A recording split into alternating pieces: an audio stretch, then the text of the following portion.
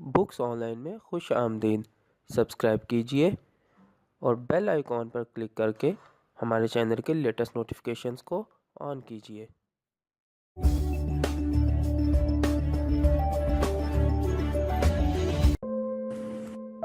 अऊज़ु बिल्लाहि मिनश शैतानिर रजीम। बिस्मिल्लाहिर रहमानिर रहीम। आज हम कुदरतुल्लाह शहाब की किताब शहाब नामा के 39वें हिस्से के साथ हाजिर हैं। आज हम इस किताब के जिस चैप्टर का आगाज़ करेंगे उसका नाम है आज़ाद कश्मीर। इस वक्त हम इस किताब के सफ़ा नंबर 233 पर मौजूद हैं। आइए शुरू करते हैं।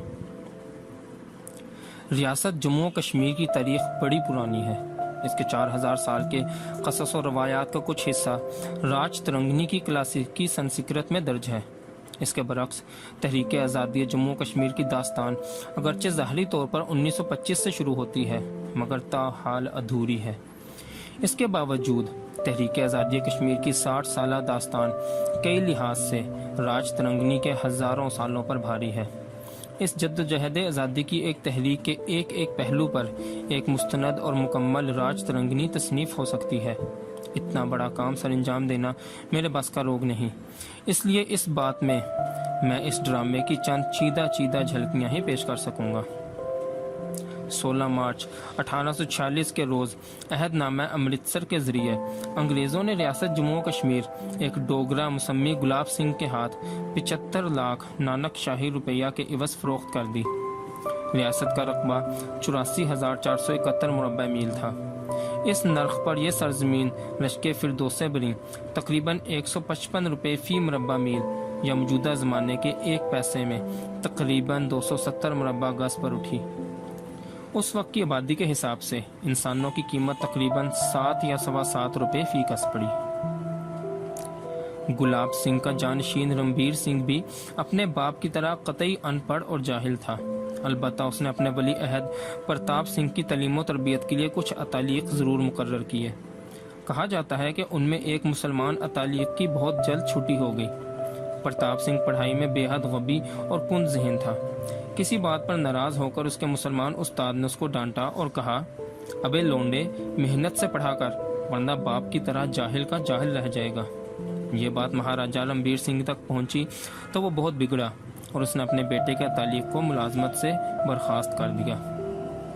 महाराजा प्रताप सिंह इंतहाई काया और दीवाना बकार खवेश होशियार किस्म का इंसान था। इसे अफ्यून खाने की लत थी जिसकी वजह से वो दिन भर खुमार आलूद गनूदगी की कैफियत में मुब्तला रहता था। इस सूरत हाल को ढाल बनाकर वो अपनी ज़ात पर एक मसनूई मखबूतुल हवासी, बेबनावटी और किसी कदर अहमकाना हद तक सादगी का लबादा ओढ़े रखता था। लेकिन इस मुलम्मा कारी के पीछे वो इंतहाई चालाक, होशियार और दूररस समझ बूझ का मालिक था। अंग्रेज़ों के साथ वो अपने ताल्लुकात इंतहाई उस्तवार रखता था। मुसलमानों के साथ सादगी और दरवेशी का ढोंग रचाकर वो इनके खिलाफ जुल्म व इस्तबदाद के सारे कवानीन को मजबूत से मजबूत तर करता रहता था और अपनी हिकमत अमली से डोगरा ख़ानदानों को रियासत में स्याह सफ़ेद का मालिक बनाने में कमाल होशियारी से काम लेता था। मैंने नहायत कम उम्री में सिर्फ एक बार महाराजा प्रताप सिंह को बचश्मे खुद देखा था। अंग्रेज़ी रेजिडेंट की क्रिकेट 11 के साथ मैच खेलने के लिए महाराजा ने अपने अफसरों की एक टीम खड़ी कर रखी थी। मेरे वालिद महाराजा की टीम में शामिल थे। महाराजा बज़ाते खुद इस टीम का कप्तान था, लेकिन जब वो खेलने के लिए मैदान में उतरा तो उसका हुलिया बहरूपियों जैसा था। उसके सर पर एक सफ़ेद टोकरा नमा ढीली ढाली पगड़ी थी जिसकी पेशानी पर सामने की तरफ और दाएं बाएं हीरे व जवाहरात से जगमग करती हुई छोटी छोटी कुल्गियाँ थीं। गले में रंग बिरंग मोतियों के बहुत से हार थे। घुटनों तक लंबा नीले रंग का इंग्लिश किट कोट था। नीचे सफ़ेद पतलून और सफ़ेद बूट थे। इस हैयत कज़ाई का एक गोल मटोल और थंगना सा शख्स जब बैट घुमाता हुआ विकेट के सामने आकर इस्तादा हो गया तो ऐसे नज़र आता था कि मिकी माउस का रंगीन कार्टून किसी किताब के सफ़े से भागकर अमर सिंह क्लब श्रीनगर के सब्ज़ाजार में आ खड़ा हुआ है। रेजिडेंट की टीम का बाउलर महाराजा की जानिब गेंद इस कदर आहस्तगी से लुढ़काता था जैसे 2 साल के बच्चे की तरफ प्यार से पचकार कर लड्डू फेंका जाता है। इस पर भी महाराजा बार बार विकेट आउट होता रहता था, लेकिन अंपायर बुलंद आवाज़ से नो बॉल का ऐलान करके शाही स्कोर में 1 रन का इजाफा कर देता था। اگرچہ ریاست میں سرکاری طور پر بجٹ بنانے کا دستور رائج ہو چکا تھا، لیکن مہاراجہ پرتاپ سنگھ کے ذاتی اخراجات کی تفصیل بصیغہ راز رکھی جاتی تھی۔ راج محل کے اخراجات کی ایک مد ٹٹی پن کہلاتی تھی۔ قضائے حاجت سے فارغ ہونے کے بعد مہاراجہ بہادر کو طہارت کرانے پر 3 ملازم مامور تھے۔ 2 ملازم 26 کی ململ کے ایک پورے تھان کو کھول کر اس کے دونوں سرے تھام کر ایک برآمدے میں کھڑے ہو جاتے تھے۔ درمیان میں ایک خاص بناوٹ کی چوکی کا سہارا لے کر مہاراجہ صاحب ململ کے تھان پر مناسب آسن جما کر جھک جاتے تھے۔ تیسرا ملازم چاندی کی گڑوی سے صحیح موقع مقام پر پانی انڈیلتا تھا، اور دوسرے دونوں ملازم آرا کشوں کی طرح ململ کا تھان آگے پیچھے کھینچ کر مہاراجہ کی صفائی کر دیتے تھے۔ اس عمل کے بعد یہ پورا تھان ان تینوں ملازموں کو دان کر دیا جاتا تھا۔ 26 کی ململ اس زمانے میں نہایت اعلیٰ اور مہنگے قسم کے کپڑے میں شمار ہوتی تھی۔ مشہور تھا کہ مہاراجہ کا دیوڑی وزیر منسٹر ان ویٹنگ کبھی کبھی اپنے آقا کو دودھ میں کچھ مقدار جمال گوٹا کی ملا دیا کرتا تھا، جس کی وجہ سے اسے بار بار بیت الخلا جانے کی حاجت پیش آتی تھی۔ 26 کی ململ کا ایک تھان تو حسب دستور تینوں ملازموں میں تقسیم ہو جاتا تھا، لیکن اس کے علاوہ باقی سب تھان دیوڑی وزیر کے حصے میں آتے تھے۔ مہاراجہ پرتاپ سنگھ بے اولاد تھا۔ اپنی جانشینی کے لیے اس نے اپنی برادری کا ایک لڑکا منتخب کر کے متبنع بنا رکھا تھا، لیکن ہری سنگھ کے باپ راجہ امر سنگھ کو یہ بات گوارا نہ ہوئی، کیونکہ وہ اپنے بیٹے کو ریاست کا وارث بنانا چاہتا تھا۔ اپنی اس خواہش کو پورا کرنے کے لیے اس نے ریاست کے طول و عرض میں سازشوں کا جال بچھا دیا۔ اس ساز باز میں راجہ امر سنگھ کو حکیم نور دین سے بڑی مدد ملی۔ حکیم نور دین مہاراجہ رنبیر سنگھ کے زمانے سے ریاست کا شاہی طبیب تھا۔ اس کے علاوہ وہ مرزا غلام احمد قادیانی کا دست راست بھی تھا۔ راجہ امر سنگھ کا بیٹا ہری سنگھ انتہائی بد کردار، بد اخلاق، آوارہ گرد، لچا لفنگا اور بدماش شخص تھا۔ اس کی جنسی بے رحم رویوں اور بدگماشیوں کے بہت سے قصے زبان زدے خاص و عام تھے۔ مسٹر ایکس کے پردے میں ایک انگریز عورت کے ہاتھوں بلیک میل ہو کر وہ کافی ذلت، بدنامی اور مالی نقصان اٹھا چکا تھا۔ اس کے باوجود انگریز حکمرانوں نے پرتاپ سنگھ کے منتخب متبنع کے بجائے رسوائے زمانہ ہری سنگھ کو ہی ریاست کی گدی پر بٹھایا۔ کہا جاتا تھا کہ اس فیصلے میں طرح طرح کی مالی، سیاسی اور جنسی رشوت کا بھی بہت کچھ عمل دخل تھا۔ مہاراجہ ہری سنگھ 1925 میں گدی نشین ہو کر اپنے لہو و لعب اور عیش و نشاط کی بدمستیوں میں ایسا غرق ہوا کہ ریاست کے چھوٹے بڑے ڈوگرا ہندو ملازمین کو اپنی منمانی کارروائیاں کرنے کی کھلی چھٹی مل گئی۔ مسلمانوں کی آبادی 1 صدی سے زیادہ سکھوں اور ڈوگروں کی غلامی میں ہر طرح کے ظلم و ستم کا نشانہ بنی ہوئی تھی۔ اب ان کے مصائب میں کئی گنا مزید اضافہ ہو گیا۔ لیکن اسی زمانے میں مسلمانوں کی نئی نسل میں اچانک رد عمل کے ہجان نے سر اٹھانا شروع کر دیا۔ 1929 میں سری نگر میں شیخ عبداللہ نے ریڈنگ روم پارٹی کے نام سے ایک تنظیم قائم کی۔ اسی زمانے میں جموں میں بھی چودھری غلام عباس نے AR صاغر اور دیگر چند ساتھیوں کے ساتھ مل کر ینگ مینز مسلم ایسوسی ایشن کی بنیاد ڈالی۔ ان دونوں تنظیموں کا ظاہری سماجی لیکن باطن سیاسی تھا۔ انہوں نے ریاست کے مسلمان نوجوانوں کو ایک پلیٹ فارم پر مل بیٹھنے، اپنے ماحول کا جائزہ لینے اور معاشرے کی ناہمواریوں اور ناانصافیوں پر صدائے احتجاج بلند کرنے کا آہنگ سکھایا۔ مہاراجہ ہری سنگھ کا زیادہ وقت کلکتہ، بمبئی، لندن اور پیرس کے عشرت خانوں میں گزرتا تھا۔ میدان صاف پا کر ریاست کے ہندو اہلکاروں کی چیرہ دستیاں اس قدر بڑھ گئیں کہ اب وہ مسلمان رایا کے مال و دولت اور عزت و ناموس کے علاوہ ان کے دین اور ایمان پر بھی ہاتھ ڈالنے لگے۔ 1931 میں پہلے ریاسی میں ایک مسجد شہید کر دی گئی، پھر کوٹلی میں مسلمانوں کے ایک جمع غفیر کو زبردستی جمعہ کی نماز ادا کرنے سے روک دیا گیا۔ اس کے علاوہ جموں میں ایک ہندو پولیس کانسٹیبل نے جان بوجھ کر قرآن حکیم کی سخت بے حرمتی کی۔ ان واقعات نے ریاست بھر کے مسلمانوں میں شدید غم و غصے کی آگ بھڑکا دی۔ جگہ جگہ احتجاجی جلسے اور جلوس شروع ہو گئے۔ خاص طور پر سری نگر میں عبد القدیر نامی ایک شعلہ بیاں مقرر نے بڑے بڑے جلسوں میں تقریریں کر کے مہاراجہ کی حکومت کی دھجیاں اڑا دی۔ اسے گرفتار کر کے جیل میں مقدمہ چلایا گیا۔ 13 جولائی 1931 کو مسلمانوں کے ایک جمع غفیر نے جیل کا محاصرہ کر کے مطالبہ کیا کہ انہیں عبد القدیر کے زیر سماعت مقدمہ کی کارروائی سننے کی اجازت دی جائے۔ اجازت دینے سے انکار کر کے مجمع کو منتشر کرنے کے لیے پولیس نے گولی چلا دی، جس میں 27 افراد ہلاک اور بے شمار زخمی ہوئے۔ شیخ عبداللہ اور چودھری غلام عباس گرفتار کر لیے گئے۔ 3 روز بعد پھر سری نگر میں فائرنگ ہوئی، جس میں دوبارہ مسلمانوں کا خون بہا۔ آزادی کے نام پر کشمیر کی سرزمین پر خون کی یہ قربانی آج تک بدستور جاری ہے۔ 13 جولائی کو ہر سال شہدائے کشمیر کی یاد بھی پابندی سے منائی جاتی ہے۔ سری نگر میں 13 جولائی کی وحشیانہ فائرنگ سے سارے برصغیر کے مسلمانوں میں بھی رنج و اضطراب کی لہر دوڑ گئی۔ سب سے پہلے لاہور میں خان بہادر رحیم بخش سیشن جج کی ملتان روڈ والی کوٹھی پر مشورہ کرنے کے لیے چند مسلمانوں کا ایک اجتماع ہوا۔ جموں کی ینگز مین مسلم ایسوسی ایشن کی نمائندگی کرنے کے لیے AR ساغر بھی اس میں شامل تھے۔ اس میں طے پایا کہ ہندوستان بھر کے سربراوردہ مسلمان اکابرین کو اکٹھا کر کے اس بارے میں کوئی متفقہ فیصلہ کیا جائے۔ چنانچہ 25 جولائی 1931 کو شملہ میں فیئر ویو نام کی ایک 2 منزلہ کوٹھی میں ایک میٹنگ کے نتیجے میں آل انڈیا کشمیر کمیٹی قائم کی گئی۔ اس میٹنگ میں جو حضرات شامل ہوئے ان میں علامہ اقبال، نواب سر ذوالفقار علی، خواجہ حسن نظامی، نواب کنجپورہ، نواب باغبت، سید محسن شاہ، خان بہادر شیخ رحیم بخش، عبد الرحیم درد، سید حبیب، اسماعیل غزنوی، صاحبزادہ عبداللطیف اور AR ساغر کے نام سر فہرست تھے۔ چند دوسرے حضرات کے علاوہ وادی کشمیر کے ایک نمائندے غالباً میرک شاہ بھی اس میٹنگ میں شریک ہوئے تھے۔ بدقسمتی سے صدارت مرزا بشیر الدین محمود نے کر ڈالی اور آل انڈیا کشمیر کمیٹی کے صدر بھی وہی بن بیٹھے۔ یہ قادیانیوں کی ایک سوچی سمجھی چال ثابت ہوئی۔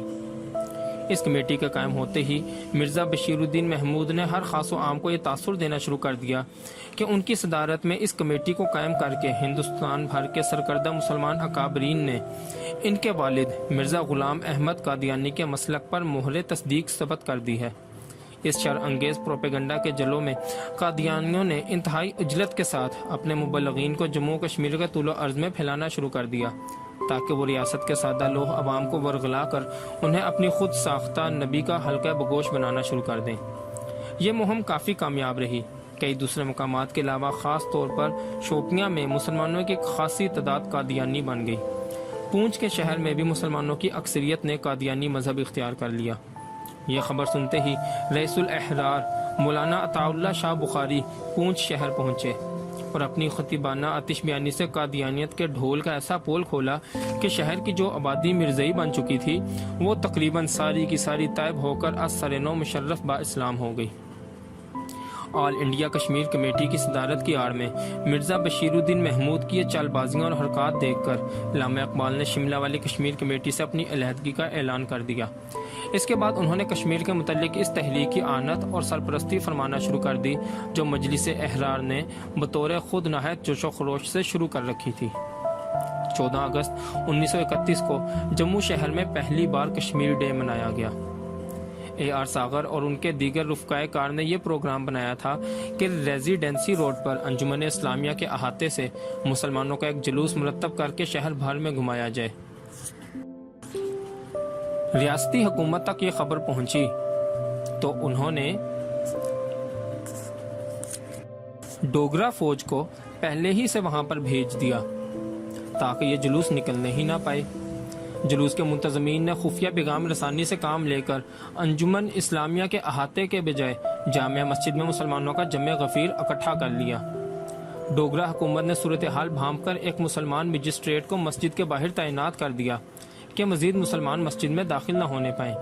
AR ساغر جب مسجد میں جانے لگے تو مجسٹریٹ نے انہیں روکا اور پوچھا، تم اس وقت مسجد میں کیا کرنے جا رہے ہو؟ ساغر نے جواب دیا کہ وہ نماز ادا کرنے کے لیے مسجد میں جا رہے ہیں۔ صبح کے 8 یا 8:30 کا وقت تھا۔ مجسٹریٹ نے پوچھا، یہ کون سی نماز کا وقت ہے؟ ساغر صاحب نے حاضر جوابی سے کام لے کر کہا، میں نماز اشراق پڑھنے جا رہا ہوں۔ مسجد میں داخل ہو کر ساغر صاحب اور ان کے ساتھیوں نے جمع شدہ مسلمانوں کا جلوس مرتب کیا اور اللہ اکبر کے نعرے لگاتا ہوا جلوس مسجد سے برآمد ہوا۔ اس وقت تک نیزوں سے مسلح ڈوگرا فوج کا ایک دستہ بھی میجر محمد خان کی کمان میں وہاں پہنچ گیا تھا۔ مسلمان میجر نے ڈوگرا فوجیوں کو حکم دیا کہ جلوس منتشر کرنے کی خاطر وہ اپنے نیزے سے کسی شخص کو زخمی نہ کریں بلکہ ڈرا دھمکا کر جلوس روک دیں۔ مسلمان ہونے کے ناطے سے میجر محمد خان نے یہ حکم تو صریحاً اپنی ذمہ داری پر دیا تھا، لیکن کسی طرح ڈوگرا فوجیوں کو یہ تاثر بھی دے دیا کہ حکومت کا بھی یہی منشا ہے۔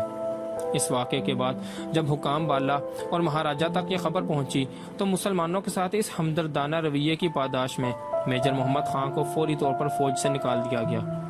زندگی کے آخری 8-10 برس انہوں نے پاکستان میں انتہائی گمنامی اور مفلسی کی حالت میں گزارے۔ کچھ عرصہ انہوں نے جہلم میں لکڑی کے ٹھیکیداروں کے گوداموں کی چوکیداری کر کے گزر اوقات کی۔ یہ بات انتہائی شرمناک ہے کہ حکومت پاکستان یا آزاد جموں کشمیر کی حکومت میں کسی کو یہ خیال تک نہ آیا کہ میجر محمد خان جیسے مرد مجاہد کی قربانی اور خدمت بھی ہماری آنت کی مستحق ہے۔ یہ عجیب حسن اتفاق ہے کہ 14 اگست 1931 کو پہلی بار کشمیر ڈے منایا گیا تھا۔ عین 16 برس بعد 1947 میں اسی تاریخ کو پاکستان کا قیام بھی وجود میں آیا۔ اب 14 اگست کو ہر سال پاکستان ڈے منایا جاتا ہے، لیکن یوم پاکستان کا جشن آزادی اس وقت تک ہرگز شرمندہ تکمیل نہیں ہو سکتا جب تک کشمیر کا ایک بڑا حصہ بھارت کے قبضہ استبداد سے آزاد نہیں کروایا جاتا۔ علامہ اقبال کی سرپرستی میں تحریک کشمیر کی رہنمائی مرزا بشیر الدین محمود کی کشمیر کمیٹی سے نکل کر مجلس احرار میں آ گئی تو قادیانیوں نے متوازی خطوط پر اپنی کمیٹی چلانے کے لیے بہت ہاتھ پاؤں مارے، لیکن احراریوں کے مقابلے میں ان کی دال نہ گل سکی۔ کسی وجہ سے جس کا مجھے علم نہیں، قادیانی عرصہ دراز سے کشمیر پر اپنا تسلط جمانے کا خواب دیکھتے چلے آئے ہیں۔ ریاست میں مسلمانوں کی بڑھتی ہوئی ایجیٹیشن میں انہیں غالباً اپنے اس خواب میں پریشان کی تعبیر نظر آنے لگی، لیکن مجلس احرار نے ان کی یہ امنگیں اور آرزویں خاک میں ملا دی۔ اکتوبر 1931 میں پہلے تو احرار کے چند سرکردہ قائدین نے خود سری نگر جا کر مہاراجہ ہری سنگھ اور اس کے وزیر اعظم سر ہری کرشن کول سے مل کر افہام و تفہیم کے ذریعے معاملات سلجھانے کی کوشش کی، لیکن وہ تو لاتوں کے بھوت تھے، باتوں سے کیسے مان جاتے۔ مایوس ہو کر احراری لیڈر واپس آئے تو سارا پنجاب کشمیر چلو کے نعروں سے گونج اٹھا، اور آزادی کشمیر کے متوالے رضاکاروں نے سر پر کفن باندھ کر ریاست کی سرحدیں عبور کرنے کا بیڑا اٹھا لیا۔ پہلی یورش سیالکوٹ کی جانب سے شروع ہوئی۔ اس جیالے شہر کے مسلمانوں نے گھر گھر کو جذبہ جہاد کی حرارت سے پگھلا کر رکھ دیا۔ ماؤں نے بیٹوں کو، بہنوں نے بھائیوں کو اور بیویوں نے خامندوں کو خوشی خوشی دعائیں دے کر ریاست میں داخل ہونے کے لیے رخصت کیا۔ ریاستی حکام کا اندازہ تھا کہ زیادہ سے زیادہ 5000 رضاکار جموں تک آ پائیں گے، جنہیں آسانی سے گرفتار کر کے محبوس کیا جا سکے گا، لیکن جب دیکھتے ہی دیکھتے 10,000 سے بھی اوپر مجاہد گرفتاریاں پیش کرنے کے لیے جموں پر چڑھائے تو مقامی پولیس بے بس اور بدحواس ہو گئی۔ دوسری جانب میرپور میں بھی تحریک آزادی کے شعلے تیزی سے بھڑک رہے تھے، خاص طور پر جب ایک مسلمان سیاسی کارکن کو دن دہاڑے ایک ڈوگرا افسر نے برسرِ عام نوکے سنگین سے سینہ چھید کر شہید کر ڈالا تو چاروں طرف غم اور غصے کی آگ بھڑک اٹھی۔ پنجاب کے کونے کونے سے مسلمان نوجوانوں کے جتھے کلمہ شہادت کا ورد کرتے جہلم کے راستے کشمیر کی سرحدوں کی طرف پا پیادہ روانہ ہو گئے۔ جس طرف سے وہ پیدل مارچ کرتے ہوئے گزرتے تھے، کشمیر چلو کی صدائے بازگشت کا نقش لوگوں کے دلوں پر چھوڑتے جاتے تھے۔ تیسری جانب 30 رضاکار قرآن شریف پر یہ حلف اٹھا کر راولپنڈی سے روانہ ہوئے کہ وہ جان کی بازی لگا کر دریائے جہلم پر کوہالہ کا پل بند کر کے رہیں گے۔ 3 دن کی سر توڑ ہمت مردانہ سے کام لینے کے بعد انہوں نے یہ پل اپنے قبضہ میں کر لیا، اور اس طرح وادی کشمیر کے ساتھ تجارت کی یہ واحد شاہراہ بند ہو گئی۔ آن کی آن میں یہ دونوں جانب رکی ہوئی گاڑیوں، لاریوں اور ٹرکوں کی طویل قطاریں بندنا شروع ہو گئیں۔ کچھ رضاکاروں نے گرداسپور اور گجرات کی جانب سے بھی اپنی جلغار شروع کی، لیکن ان علاقوں میں ہندو آبادی کی اکثریت تھی، اس لیے یہ محاذ کامیابی سے ہمکنار نہ ہو سکے۔ مہاراجہ کشمیر کی درخواست پر ہندوستان کی برطانوی حکومت بھی لنگر لنگوٹ کس کر میدان میں اتر آئی۔ چنانچہ رضاکاروں کو کشمیر میں داخل ہونے سے روکنے کے لیے اب صوبہ پنجاب میں بھی ان کی گرفتاریاں عمل میں آنے لگیں۔ پنجاب کی جیلیں بھی بہت جلد اٹا بھر کر کم پڑ گئیں۔ شدید بد انتظامی اور ضروری سامان کی کمیابی کی وجہ سے کئی درجن رضاکار نمونیا میں مبتلا ہو کر جیلوں ہی میں وفات پا گئے۔ کئی مقامات پر جیلوں میں جگہ کی قلت کی وجہ سے پولیس والے بہت سے نئے گرفتار شدہ رضاکاروں کے گلے میں تختیاں لٹکا کر احرار کے دفتروں میں چھوڑ جاتے تھے تاکہ جگہ خالی ہونے پر انہیں جیلوں میں لے جائیں۔ اندازہ ہے کہ صرف پنجاب سے تقریباً 45,000 نوجوان گرفتار ہوئے، 5,000 سے زائد رضاکار دوسرے صوبوں سے بھی شامل ہوئے۔ ریاست کے اندر اور باہر مسلمانوں کی منظم ایجیٹیشن سے متاثر ہو کر نومبر 1931 میں گلینسی کمیشن قائم کیا گیا۔ سر بی جے گلینسی اس کے صدر اور غلام محمد عیسائی، پنڈت پریم ناتھ بزاز اور چودھری غلام عباس اس کے ممبر تھے۔ کمیشن کے مقاصد میں ریاست کے مسلمانوں کی حالت زار کا جائزہ لے کر ان کے حقوق کی نشاندہی کرنا اور جولائی کی پولیس فائرنگ کے صحیح قوائف کی تحقیقات کرنا شامل تھے۔ دیگر کئی اقدامات کے علاوہ اس کمیشن نے ریاست میں ایک قانون ساز اسمبلی قائم کرنے کی بھی پرزور سفارش کی۔ ہندوستان میں انگریزوں کے پولیٹیکل ڈپارٹمنٹ کے دباؤ سے مجبور ہو کر مہاراجہ ہری سنگھ نے انتہائی بے دلی سے یہ سفارش قبول کر کے ایک اسمبلی قائم کر ڈالی، جس کا فریضہ حکومت کو فقط مشورہ دینا تھا۔ اس سے زیادہ اس نام نہاد اسمبلی کے پاس کوئی خاص اختیار نہ تھا۔ 75 اراکین کی اس اسمبلی میں صرف 33 ممبر انتخاب کے ذریعے لیے جاتے تھے، 21 مسلمان اور 12 غیر مسلم، باقی 42 ممبر حکومت خود نامزد کرتی تھی۔ اس طرح اس نوعیت کی محدود مشاورتی اسمبلی میں بھی ریاستی حکومت کے اپنے نامزد کردہ اراکین کی تعداد منتخب ممبروں کی تعداد سے کہیں زیادہ تھی۔ گلینسی کمیشن کے قیام کے ایک برس بعد 1933 میں سری نگر پتھر مسجد میں جموں و کشمیر مسلم کانفرنس کی بنیاد ڈالی گئی۔ شیخ محمد عبداللہ اس کے صدر اور چودھری غلام عباس جنرل سیکرٹری منتخب ہوئے۔ 1935 میں جب اسمبلی کے لیے پہلی بار انتخابات ہوئے تو شیخ محمد عبداللہ مسلم کانفرنس کے ٹکٹ پر کامیاب ہو کر اسمبلی میں شامل ہوئے۔ 7 برس تک شیخ صاحب اور چودھری غلام عباس کا گہرا اور پرخلوص اور برادرانہ باہمی تعاون اور ساتھ رہا۔ مسلم کانفرنس کے پلیٹ فارم سے ان دونوں رہنماؤں نے پیادہ چل چل کر ریاست کے چپے چپے میں عوام الناس میں سیاسی بیداری کی زبردست روح پھونکنے کا شاندار کارنامہ سر انجام دیا۔ ان دنوں شیخ صاحب اپنی تقریر قرآن حکیم کی قرات اور اس کے بعد نعت رسول مقبول صلی اللہ علیہ وآلہ وسلم سے شروع کرتے تھے۔ ان کی آواز لحن داؤدی کا سما باندھ دیتی تھی۔ ان کی تقریر میں آتش بیانی کوٹ کوٹ کر بھری ہوتی تھی۔ اسی طرح چودھری غلام عباس بھی سادگی، خوش بیانی، سلاست اور جذبات کی فراوانی کا بے حد خوبصورت مجسمہ تھے۔ ان دونوں کی تقریروں کو لوگ سحر زدہ سامعین کی طرح مبہوت ہو کر سنتے تھے، تڑپتے تھے اور بعض دھاڑے مار مار کر روتے تھے۔ اس قسم کے جلسے میں نے زندگی بھر میں اور کہیں نہیں دیکھے۔ ان دونوں حضرات کے علاوہ ایسے جلسوں میں اے آر ساغر کی آتش بیانی بھی فصاحت و بلاغت کی لاجواب فضا باندھ دیتی تھی۔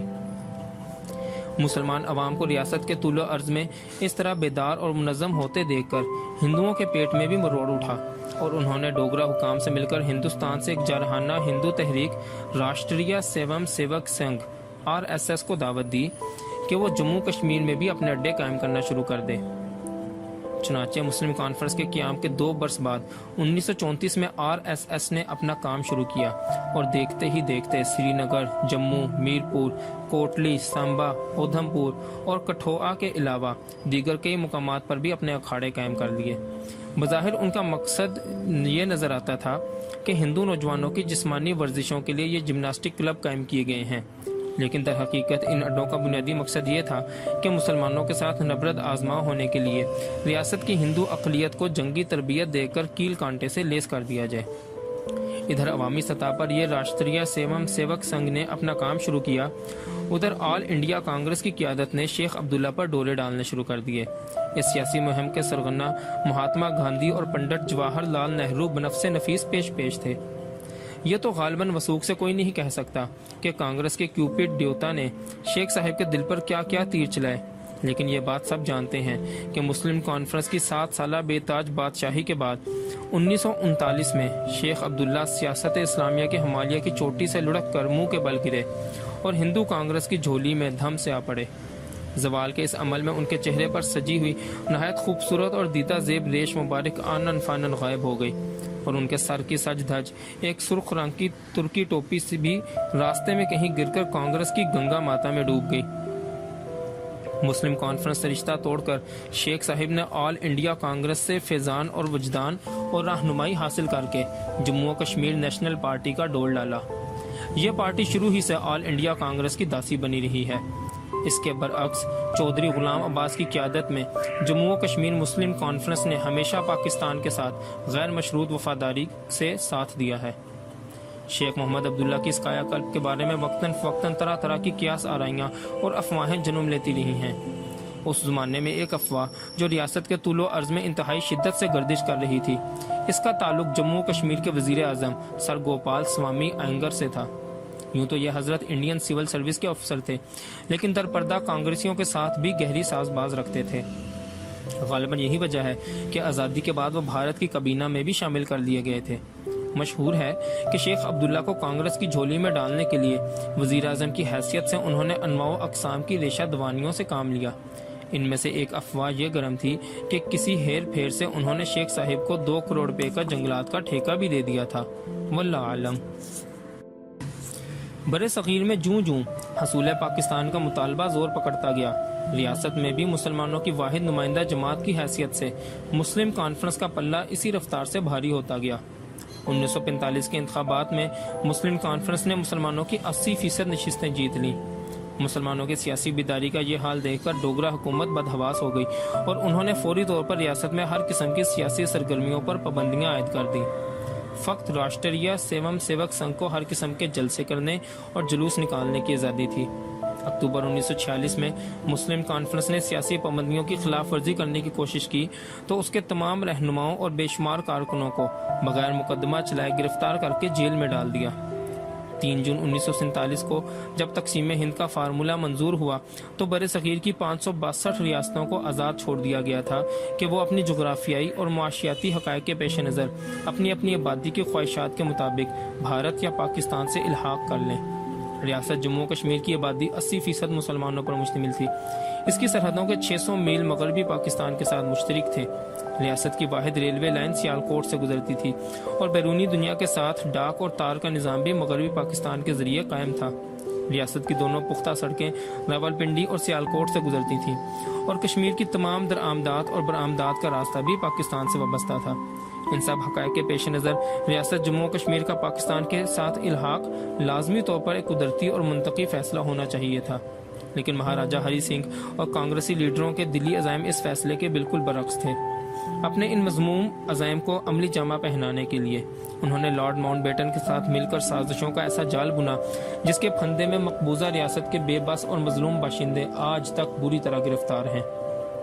3 جون 1947 کے فارمولے کا اعلان ہوتے ہی سب سے پہلے مہاتما گاندھی اور کانگریس کے صدر مسٹر جے بی کرپلانی فوراً کشمیر پہنچے اور مہاراجہ ہری سنگھ کے ساتھ ساز باز کر کے اپنے سازشوں کے جال کی منصوبہ بندی کر رہے۔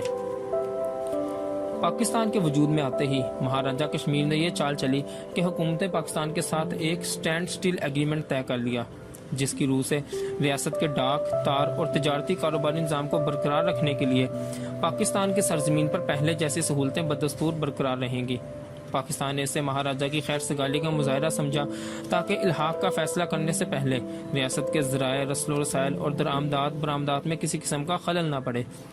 لیکن مہاراجہ کی جانب سے یہ معاہدہ محض دھوکے کی ٹٹی تھی، کیونکہ ساتھ ہی ساتھ اس نے ہندوستان کے ذریعے جنرل پوسٹ آفس لندن کو یہ ہدایات بھی جاری کر دیں کہ آئندہ ریاست جموں کشمیر میں آنے والی سب ڈاک نئی دلی کی معرفت ارسال کی جائے۔ مہاراجہ کی منافقت میں لارڈ ماؤنٹ بیٹن سمیت بھارتی حکومت کی سازشانہ شرکت کا یہ ایک بیان ثبوت تھا۔ 16 اگست 1947 کو تقسیم ہند کے بارے میں جب ریڈ کلف ایوارڈ کا اعلان ہوا تو ضلع گرداسپور کی آبادی میں واضح مسلمان اکثریت کے باوجود اسے بغیر کوئی وجہ بتائے انتہائی شر انگیز بدنیتی کے ساتھ بھارت کو دے دیا گیا، کیونکہ گرداسپور کے بغیر بھارت کو کشمیر پر غاصبانہ قبضہ کرنے کا موقع ہاتھ آ سکتا تھا، نہ راستہ مل سکتا تھا۔ رفتہ رفتہ اب ایسے تاریخی آثار و شواہد منکشف ہو رہے ہیں جن سے یہ بات پایا ثبوت تک پہنچ گئی ہے کہ لارڈ ماؤنٹ بیٹن بذات خود اس سازش میں پوری طرح ملوث تھا۔ البتہ یہ بات فی الحال پردہ راز میں ہے کہ ماؤنٹ بیٹن نے ریڈ کلف کی کھلی بددیانتی ناانصافی کا مرتکب ہونے کے لیے کیا کیا حربے اختیار کیے۔ ان حربوں میں بڑی بھاری رشوت بھی بعید از قیاس نہیں۔ پاکستان کے ساتھ سٹینڈ سٹل ایگریمنٹ طے ہوتے ہی مہاراجہ ہری سنگھ نے فیصلہ کر لیا کہ جموں کے صوبے میں پوری مسلمان آبادی کو موت کے گھاٹ اتار دیا جائے۔ اس مہم کی کمان مہاراجہ نے خود اپنے ہاتھ میں لے کر ڈوگرا فوج، پولیس اور راشٹریہ سیوم سیوک سنگھ کے دستوں کو جگہ جگہ خونخوار بھیڑیوں کی طرح مسلم رایا پر چھوڑ دیا۔ قتل و غارت، لوٹ مار، خواتین کی بے حرمتی اور جوان لڑکیوں کے اغوا کی جو قیامت برپا ہوئی اسے الفاظ میں بیان کرنا آسان نہیں۔ اس شورش میں جو بے شمار بچیاں اغوا ہوئیں ان میں چودھری غلام عباس کی ایک چہیتی بیٹی بھی شامل تھی۔ بے شمار مسلمانوں کو پناہ کا جھانسا دے کر بسوں اور ٹرکوں میں سوار کیا گیا تاکہ انہیں سیالکوٹ کی جانب سے پاکستان کی سرحد تک پہنچا دیا جائے گا، لیکن راستے میں ڈوگرا پولیس کی نگرانی میں RSS کے درندوں نے انہیں انتہائی بے دردی سے شہید کر ڈالا۔ صوبہ جموں کے بیشتر علاقے میں مسلمان آبادی کا صفایا کرنے کے بعد اب مہاراجا نے مسلمانان پونچھ کی طرف اپنا رخ پھیرا۔ پونچھ کی آبادی میں 95% مسلمان تھے۔ اس آبادی کا ایک کثیر حصہ ریٹائرڈ فوجیوں پر مشتمل تھا جو دوسری جنگ عظیم میں دنیا کے کئی محاذوں پر داد شجاعت دے چکے تھے۔ صوبہ جموں کے مسلمانوں کے قتل عام کی خبریں سن کر ان کا خون پہلے ہی جوش میں آیا ہوا تھا۔ ساتھ ہی یہ خبر بھی جنگل کی آگ کی طرح پھیل گئی کہ گلگت میں مقامی مسلمانوں نے گلگت اسکاؤٹس اور ریاستی فوج کے مسلمان عناصر کے ساتھ مل کر علم بغاوت بلند کر دیا ہے اور مہاراجا کی حکومت کو جڑ سے اکھاڑ کر آزادی کا اعلان کرنے والے ہیں۔ اس پس منظر میں مہاراجا کے بہیمانہ عزائم کو بھانپ کر پونچھ کے غیور اور بہادر مسلمانوں نے بھی سر دھڑ کی بازی لگا کر پاکستان کے ساتھ الحاق کا عزم بالجزم کر لیا۔ سارے علاقے میں پاکستان زندہ باد کا نعرہ گونجنے لگا۔ ڈوگرا حکومت نے جگہ جگہ اپنی فوج اور پولیس کی تعداد بڑھا کر عوام الناس کو تشدد سے کچلنے کی ہر ممکن کوشش کی۔ 25 اگست 1947 کے روز دھیر کوٹ کے قریب نیلا بٹ نامی گاؤں میں الحاق پاکستان کے حق میں ایک جلسہ عام ہو رہا تھا۔ ڈوگرا فوج کے ایک دستے نے وہاں آ کر اس پرامن جلسے پر بلا وجہ گولی چلا دی۔ اس ظالمانہ واقعے نے جلتی پر تیل کا کام دیا۔ 2 روز بعد سردار عبدالقیوم خان نے گوریلا مجاہدین کا ایک دستہ منظم کیا اور دھیر کوٹ میں ڈوگرا پولیس اور فوج کے ایک کیمپ پر حملہ کر کے اس کا صفایا کر دیا۔ اپنی فوج کی اس شکست فاش پر مہاراجا ہری سنگھ غیظ و غضب سے تل ملا کر دیوانہ ہو گیا۔ اس نے ریاست کے ہر حصے سے ڈوگرا فوج، پولیس اور RSS کے دستوں کو مجمع کر کے اپنے خاص الخاص افسروں کی سرکردگی میں پونچھ کے مسلمانوں کی سرکوبی کے لیے روانہ کیا۔ ان کو سب سے ضروری ہدایت یہ تھی کہ جتنے مسلمان مرد، عورتیں اور بچے تیغ ہو سکیں انہیں بے دریغ قتل کر دیا جائے۔ باقی ماندہ باغیوں کو کسی نہ کسی طرح پاکستان کی جانب دھکیل دھکا کر ریاست بدر کر دیا جائے۔ پونچھ کی آبادی کے قبائل سدھن، عباسی، چپ، راجپوت، دانیال اور گھگڑ وغیرہ درانی اور افغانی نسل تھے اور پاکستان کے کئی ملحقہ اضلاع مثلاً سیالکوٹ، گجرات، جہلم اور راولپنڈی میں ان کی بے شمار رشتہ داریاں اور عزیزداریاں تھیں۔ ڈوگرا فوج اور راشٹریہ سیوم سیوک سنگھ کے تیور دیکھ کر بہت سے مقامی مسلمانوں نے اپنی خواتین اور بچوں کو پاکستان میں اپنے رشتہ داروں اور دوستوں کے ہاں بھیج دیا اور خود سر سے کفن باندھ کر ڈوگرا حکومت کے ساتھ جہاد کے لیے تیار ہو گئے۔ دھیر کوٹ میں سردار عبدالقیوم خان نے بہادری کی جو مثال قائم کی تھی اس کی تقلید میں اب جگہ جگہ مقامی دستے منظم ہو گئے اور انہوں نے پے در پہ ڈوگرا فوج کے چھکے چھڑا کر اپنی سرزمین کو ڈوگرا حکومت کے پنجہ استبداد سے آزاد کروانا شروع کر دیا۔ کپتان حسن خان اور سخی دلیر نے اپنے اپنے گوریلا دستوں کے ساتھ دریائے جہلم پر لچھمن پتن پل پر متعین ڈوگرا فوج پر حملہ کر دیا اور کئی گھنٹے کی شدید دست بدست جنگ کے بعد پل کو صحیح سالم اپنے قبضے میں لے لیا۔ ڈوگرا فوج پسپا ہو کر پلندری کی طرف بھاگی تو کپتان حسن خان نے تعاقب کر کے اسے وہاں سے بھگا کر پونچھ شہر کی جانب دھکیل دیا۔ پونچھ شہر کے نزدیک تولی پور کے مقام پر ایک اور شدید مارکا ہوا جس میں ڈوگرا فوج نے ایک بار پھر منہ کی کھائی۔ اس مارکے میں کپتان حسن خان نے بھی جام شہادت نوش کیا۔ لچھمن پتن کا نام اب آزاد پتن ہے۔ یہاں پر دریائے جہلم پر واقع پل مجاہدین کے قبضے میں آنے کے بعد ان کا رابطہ کوہٹا کے راستے راولپنڈی کے ساتھ براہ راست قائم ہو گیا۔ میجر بوستان خان نے اپنے گوریلا دستے سے مونگ کے مقام پر حملہ کر کے وہاں پر مقیم ڈوگرا فوج کی کمپنی کو مار بگایا۔ اس کے جواب میں راولا کوٹ کے ڈوگرا کمانڈر نے سارے علاقے میں قتل عام کا حکم دے دیا اور گاؤں گاؤں میں ایک ایک گھر کو نظر آتش کرنا شروع کر دیا۔ یہ آتش زنی اس قدر شدید اور وسیع پیمانے پر تھی کہ اس کے شعلے پاکستان میں مری کے باشندوں کو بھی نظر آتے تھے۔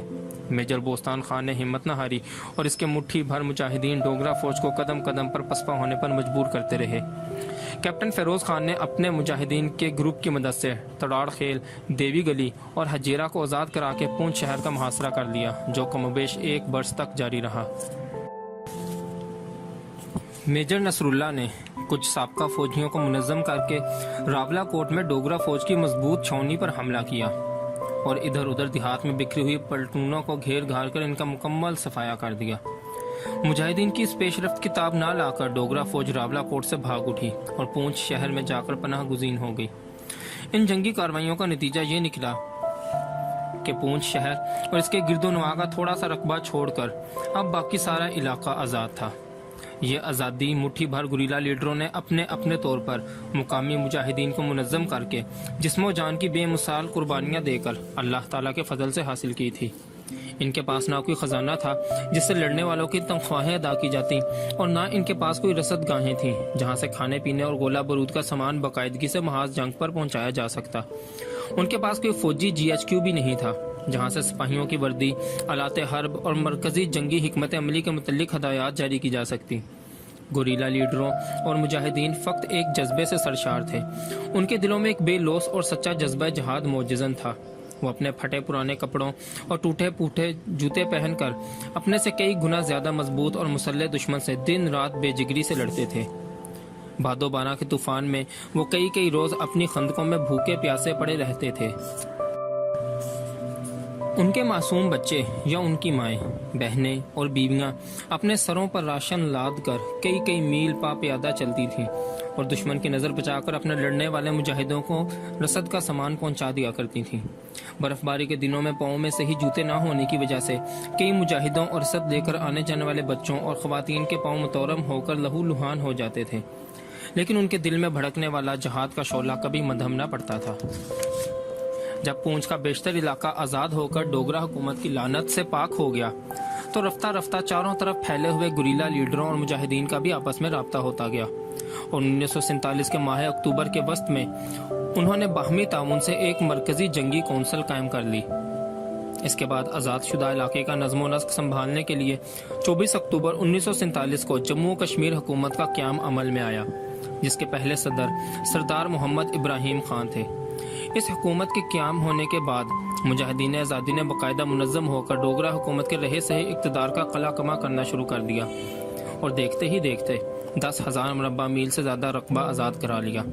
ان میں وہ مارکے خاص طور پر نمایاں ہیں جن میں کامیاب ہو کر بھیمبر، میرپور، کوٹلی، مینڈھر، راجوری اور نوشہرہ کو آزادی نصیب ہوئی۔ اس کے علاوہ پونچھ شہر کا طویل محاصرہ بھی ایک یادگار واقعہ ہے۔ ان تمام مارکوں میں آزاد کشمیر کے مجاہدین نے ڈوگرا فوج کے علاوہ ہندوستانی افواج کے ساتھ بھی سر توڑ مقابلہ کیا، کیونکہ ریاست کا بھارت کے ساتھ الحاق ہوتے ہی بھارتی مسلح افواج نے بھی فوراً کشمیر پر اپنا قبضہ جما لیا تھا اور اب برسر عام مجاہدین آزادی کے خلاف میدان جنگ میں اتر آئی تھیں۔ پونچھ میں اپنی حکمرانی کی بساط الٹتے دیکھ کر مہاراجہ ہری سنگھ کو اب جہلم وادی کی فکر دامنگیر ہوئی، جس کی آبادی 95% مسلمانوں پر مشتمل تھی۔ ان میں شیخ بھی تھے، مغل بھی اور پٹھان بھی۔ پٹھانوں میں ککی خیل افریدیوں، یوسف زئیوں اور مچھلی پوریوں کا تناسب خاص طور پر نمایاں تھا۔ یہ لوگ پہلے پہل درانیوں کے ساتھ کشمیر میں آئے تھے اور بعد میں یہیں پر آباد ہو گئے تھے۔ البتہ شمال مغربی صوبہ سرحد میں ان کے اپنے اپنے قبیلوں کے ساتھ گہرے مراسم اور رشتہ داریاں بدستور قائم رہیں۔ مہاراجہ ہری سنگھ نے مسلمانوں کی اس کثیر آبادی کو قابو میں رکھنے کے لیے سری نگر کے علاوہ وادی کے دوسرے اہم شہروں میں بھی ڈوگرا فوج اور راشٹریہ سیوم سیوک سنگھ کے بڑے بڑے گروہ جمع کر رکھے تھے۔ جموں اور پونچھ کے واقعات کی خبریں سن کر وادی کے مسلمان بھی اپنے درندہ صفت حکمران کے عزائم سے بے خبر نہ تھے۔ جیسے جیسے مختلف مقامات پر ڈوگرا فوج اور RSS کے مظالم مسلم رایا پر بڑھتے گئے، اسی رفتار سے مظفر آباد اور ٹیٹوال کے علاوہ وادی کے بہت سے باشندوں نے بھی اپنے بال بچوں کو محفوظ رکھنے کے لیے پاکستان کے سرحدی اور قبائلی علاقوں میں اپنے عزیزوں اور دوستوں کے پاس بھیجنا شروع کر دیا۔ ان لوگوں کی آمد کے ساتھ ریاست میں مسلمانوں پر جو قیامت برپا تھی، اس کا چرچا بھی عام ہو گیا۔ ڈوگروں کے مظالم کی دلدوز تفصیلات پھیلتے ہی پاکستان اور افغانستان کے قبائلی علاقوں میں غم اور غصے کی آگ لگ گئی، اور پٹھان قبائلیوں کے لشکروں کے لشکر اپنے مظلوم بھائیوں کی امداد کے لیے جوک در جوک ایبٹ آباد کی راہ سے بسوئے کشمیر اٹھ کھڑے ہوئے۔ یہ قبائلی لشکر نہ کسی تنظیم میں منسلک تھے اور نہ ان کی رہنمائی اور خبر گیری کے لیے کسی قسم کا ادارہ ہی موجود تھا۔ جہاں کہیں سے وہ گزرتے تھے، عوام الناس حیرت انگیز کشادہ دلی سے ان کی آؤ بھگت کرتے تھے، خوراک مہیا کرتے تھے اور جگہ جگہ ٹرک، تانگے اور بیل گاڑیوں کی چھتوں پر بیٹھ کر سفر کرتے تھے، اور بعض مقامات پر دریاؤں کو تیر کر یا بکری کی کھال کے بنے ہوئے مشکیندروں کا سہارا لے کر عبور کر لیتے تھے۔ 20 اکتوبر 1947 تک ایبٹ آباد اور مظفر آباد کے درمیان بڑاسی کے جنگل میں ہزار ہاں محسودی، وزیری، افریدی اور محمد قبائلیوں کا ایک عظیم الشان لشکر جمع ہو گیا۔ وہاں پر اس لشکر کی نگہداشت مردان کے خان خوش دل خان نے بڑی محنت اور فیاضی سے کی، اور ہندوستانی فوج کے ایک ریٹائرڈ میجر خورشید انور نے اس لشکر کی کمان اپنے ہاتھ میں لے لی۔ اس زمانے میں میجر خورشید انور پاکستان مسلم لیگ کی نیشنل گارڈ کے کمانڈر بھی تھے۔ ریاست کے اندر لوہار گلی اور رام کوٹ وغیرہ میں جو ڈوگرا فوج متعین تھی، اس میں چند مسلمان افسر بھی موجود تھے، ان میں کیپٹن شیر خان کا نام سر فہرست تھا۔ انہوں نے اپنے طور پر میجر خورشید انور سے خفیہ رابطہ قائم کیا اور مظفر آباد سمیت دریائے کرشن گنگا، 2 میل اور کوہالہ کے پلوں کو صحیح سالم فتح کر کے اپنے قبضے میں لینے کی حکمت عملی تیار کر لی۔ ریاستی فوج کے ایک ریٹائرڈ افسر major M Aslam Khan MC بھی اس منصوبہ بندی میں شامل ہو گئے۔ وادی جہلم کے مقامی باشندوں نے بھی اندر ہی اندر اپنی صفوں کو منظم کرنا شروع کر لیا۔ مجاہدین ہوم فرنٹ کے نام سے ایک خفیہ تنظیم بھی قائم ہو گئی۔ بہت سے رضاکار گوریلا جنگ کی تربیت حاصل کر کے ایک نیم فوجی تنظیم میں شامل ہو گئے جس کا نام حیدری کالم تھا۔ ثناء اللہ، محمد اقبال اور عبدالرشید نامی چند رضاکاروں نے کچھ خواتین کو اپنے ساتھ ملا کر سری نگر شہر میں کچھ اسلحہ تقسیم کرنے کی کوشش بھی کی، لیکن بدقسمتی سے ان میں سے کئی ایک گرفتار ہو کر جیل میں ڈال دیے گئے۔ اس قسم کے ابتدائی اقدامات کسی حد تک مکمل ہو چکے تو 20 اکتوبر کی رات کو مجاہدین نے پیش قدمی شروع کی اور اگلے 2 روز کے دوران ڈوگرا فوج اور راشٹریہ سیوم سیوک سنگھ کے دستوں کو شکست دے کر کوہالہ، 2 میل اور مظفر آباد کو فتح کر لیا۔ مظفر آباد سے آگے 10 میل دور گڑھی دوپٹہ کے مقام پر ڈوگرا فوج کو ایک اور شکست کا سامنا کرنا پڑا۔ اس کے بعد اوڑی، بارہمولہ اور سری نگر تک راستہ صاف تھا۔ 24 اکتوبر کو مجاہدین نے مہورہ پر قبضہ کر کے وہ پاور ہاؤس اڑا دیا جس سے سری نگر شہر کو بجلی فراہم ہوتی تھی۔ رات کے 9 بجے جب اچانک سارا شہر گپ اندھیرے میں ڈوب گیا، اس وقت مہاراجہ ہری سنگھ اپنے راج محل میں دسہرہ کا دربار لگائے بیٹھا تھا۔ مہورہ سے مجاہدین کا لشکر بارہمولہ پہنچا تو دیکھا کہ ڈوگرا فوج اور RSS کے درندے اس شہر کو اپنے ہاتھوں تاخت و تاراج کر کے پہلے ہی وہاں سے بھاگ کھڑے ہوئے تھے۔ سری نگر کی طرف مجاہدین کی جلغار کی خبر پا کر انہوں نے بے شمار نہتے اور معصوم مسلمان شہریوں کو قتل کر ڈالا تھا، ان کے گھر لوٹ کر نظر آتش کر دیے تھے اور ایک عیسائی خانقاہ کے مکینوں اور اس کے ساتھ ملحق ہسپتال کے مریضوں تک کو اپنی بربریت کی سان پر چڑھانے سے گریز نہ کیا تھا۔ بارہمولہ کا شہر ملبے کا ڈھیر بنا پڑا تھا۔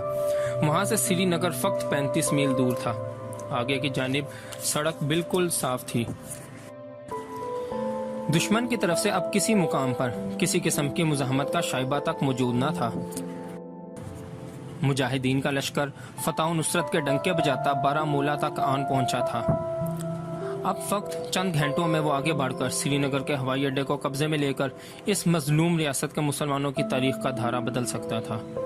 قسمت کی خوبی دیکھیے، ٹوٹی کہاں کمند، 2-4 ہاتھ جبکہ لبے بام رہ گیا۔ مہاراجہ کے دسہرہ دربار کے عین درمیان مہورہ کا بجلی گھر مجاہدین کے ہاتھوں شکستہ ہو کر جب سری نگر کا شہر تاریکی میں ڈوب گیا تو ڈوگرا نسل کے ہندو راجپوت ہری سنگھ کو آنن فانن اپنی جان کے لالے پڑ گئے۔ اپنے محلات کا جس قدر بیش قیمت سامان وہ 8-10 ٹرکوں پر لاد سکتا تھا، انہیں ساتھ لے کر وہ راتوں رات بانہال روڈ کے راستے جموں کی طرف فرار ہو گیا۔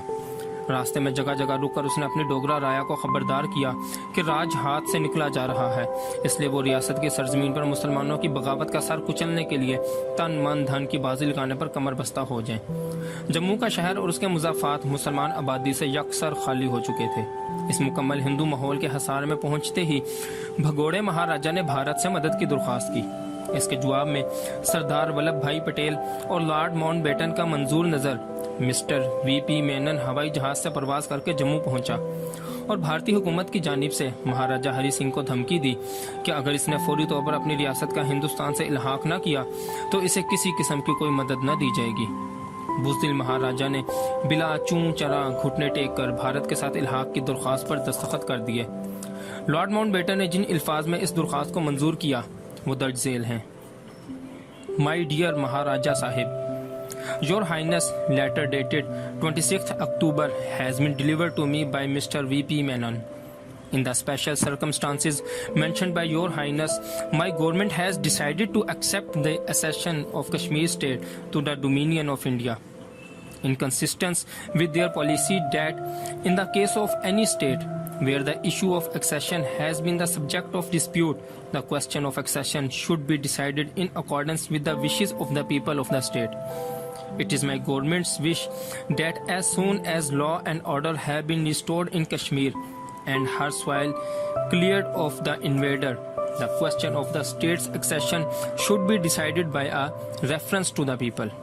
Meanwhile, in response to Your Highness' appeal for military aid, action has been taken today to send troops of the Indian Army to help your own forces to defend your territory and to protect the lives, property and honor of your people.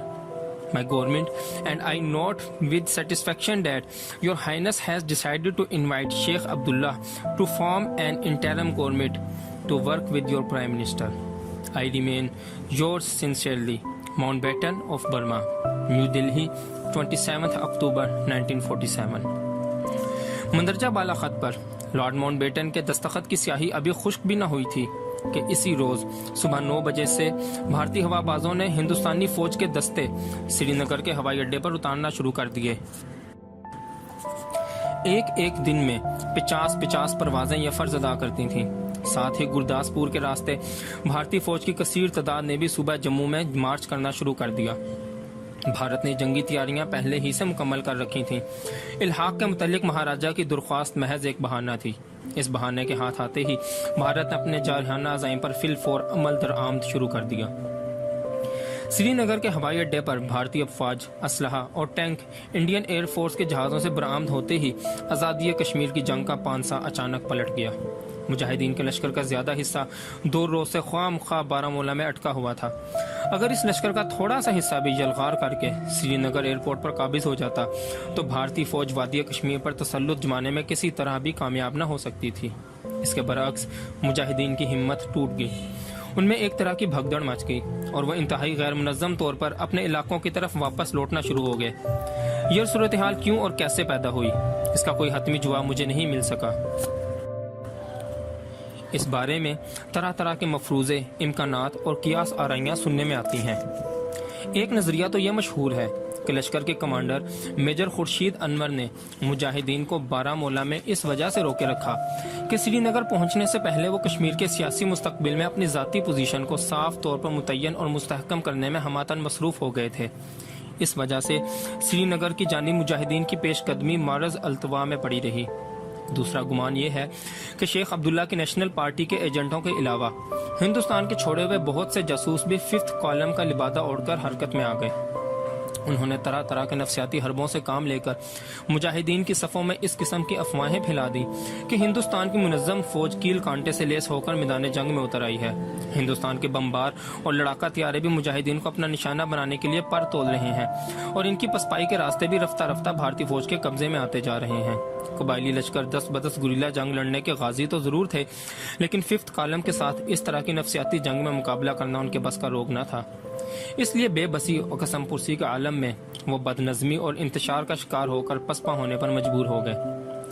تیسرا قیاس یہ ہے کہ مقبول شیروانی نام کے ایک national کانفرنسی سیاستدان نے مجاہدین کے ایک لشکر کی بارہمولہ تک رہنمائی کرنے کے بہانے اسے ایسے طویل اور پیچیدہ راستوں پر ڈال دیا کہ وہ 2 روز تک غلط اور دشوار گزار گھاٹیوں میں ہی بھٹکتے رہے. باقی ماندہ لشکر بارہمولہ میں بیٹھا ان کا انتظار کرتا رہا. اس طرح سری نگر کی جانب بڑھنے کا انتہائی قیمتی اور فیصلہ کن وقت ہاتھ سے نکل گیا. بارہمولہ پہنچ کر جب مقبول شیروانی کی غداری کا راز فاش ہوا تو مجاہدین نے اسے وہیں پر تہ تیغ کر ڈالا. چوتھی وجہ یہ بتائی جاتی ہے کہ بھارتی 5th کالم کے علاوہ قادیانیوں کے ایک منظم گروہ نے بھی اس موقع پر مسلمانوں کے ساتھ غداری کو عملی جامہ پہنانے میں بڑھ چڑھ کر حصہ لیا تھا.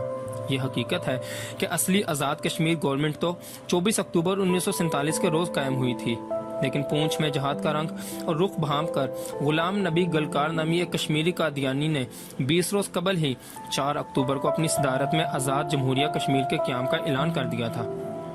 غالباً یہ اعلان راولپنڈی صدر کے ایک ہوٹل ڈان میں بیٹھ کر کیا گیا تھا. اسی ہوٹل کے کمرے میں بیٹھے مسٹر گلکار نے اپنی 13 رکنی کابینہ بھی منتخب کر لی تھی، جو زیادہ تر ایسے افراد پر مشتمل تھی جن کا تعلق قادیانی مذہب سے تھا.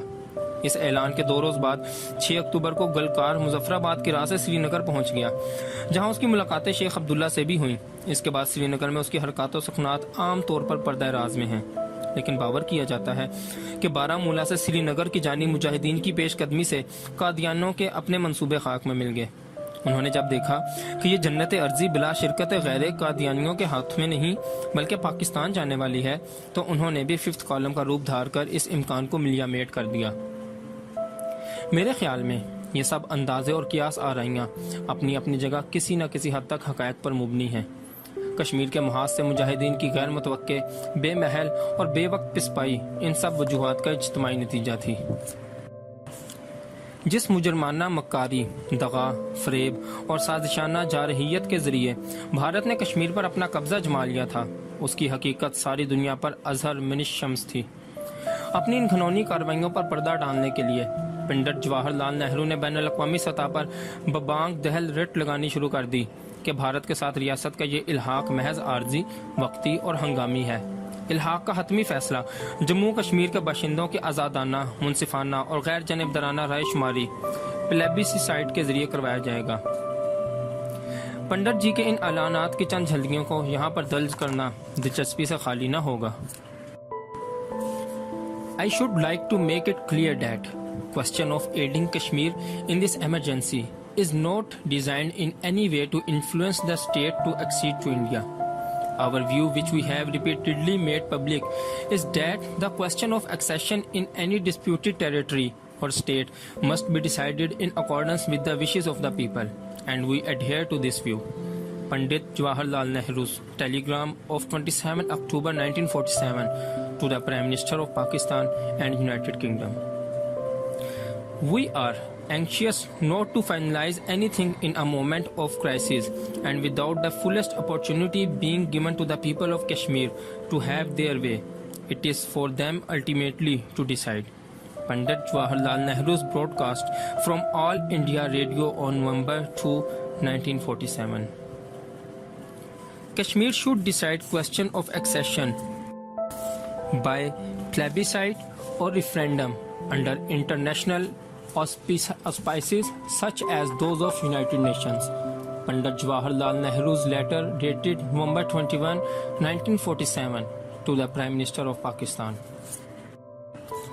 I want to repeat that the Government of India will stand by that pledge whatever happens. That pledge itself stated that it is for the people of Kashmir to decide their fate without external interference. That assurance also remains and shall continue. Pandit Jawaharlal Nehru's address at public meeting in Srinagar, June 4, 1951. Quoted from Hindu, Madras, June 5, 1951. Kashmir is not the property of India or Pakistan. It belongs to the Kashmiri people. When Kashmir acceded to India, we made it clear to the leaders of the Kashmiri people that we would ultimately abide by the verdict of their plebiscite. If they tell us to walk out, I would have no hesitation in quitting Kashmir. We have taken the issue to the United Nations and given our word of honor for a peaceful solution. As a great nation, we cannot go back on it. We have left the question of final solution to the people of Kashmir, and we are determined to abide by their decision. Pandit Jawaharlal Nehru's in Amrita Bazar, Patrika, Calcutta, January 2nd, 1952.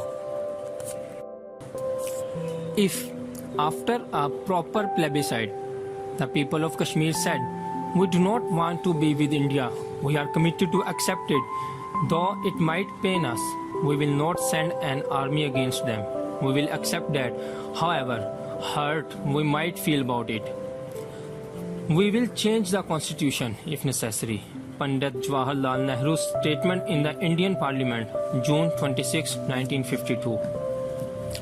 If, however, the people of Kashmir do not wish to remain with us, let them go by all means. We will not keep them against their will, however painful it may be to us.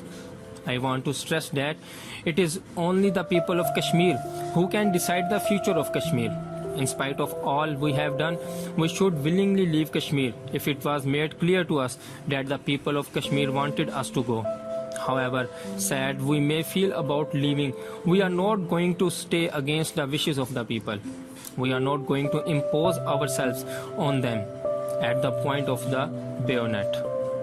I started with the presumption that it is for the people of Kashmir to decide their own future. We will not compel them. In that sense, the people of Kashmir are sovereign. Pandit Jawaharlal Nehru's statement in the Indian Parliament, August 7, 1952. India will stand by her international commitments on the Kashmir issue and implement them at the appropriate time. The repudiation of international commitments would lower India's prestige abroad. Pandit Jawaharlal Nehru's speech as reported in the Times of India, May 16, 1954. Every assurance we have given, every international commitment we have made in regard to Kashmir holds good and stands. Difficulties have come in the way and may come in its fulfillment, but the difficulties are not of our seeking but of others. But so far as the government of India is concerned, every assurance and international commitment in regard to Kashmir stands.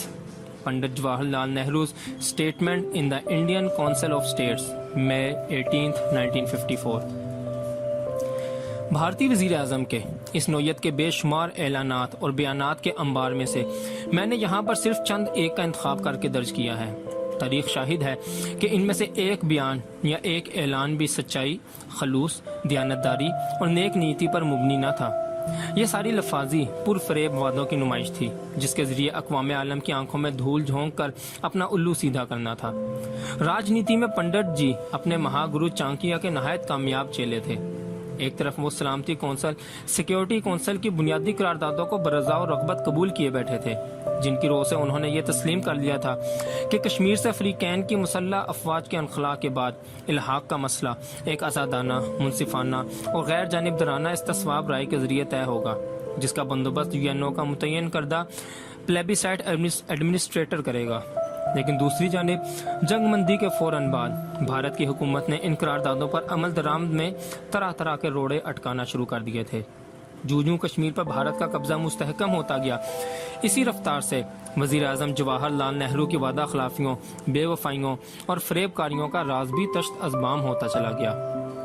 اس سلسلے میں پنڈت جی کی کلابازیوں کی فہرست نہایت طویل ہے۔ محض نمونہ کے طور پر ان کی مختصر سی تفصیل درج ذیل ہے۔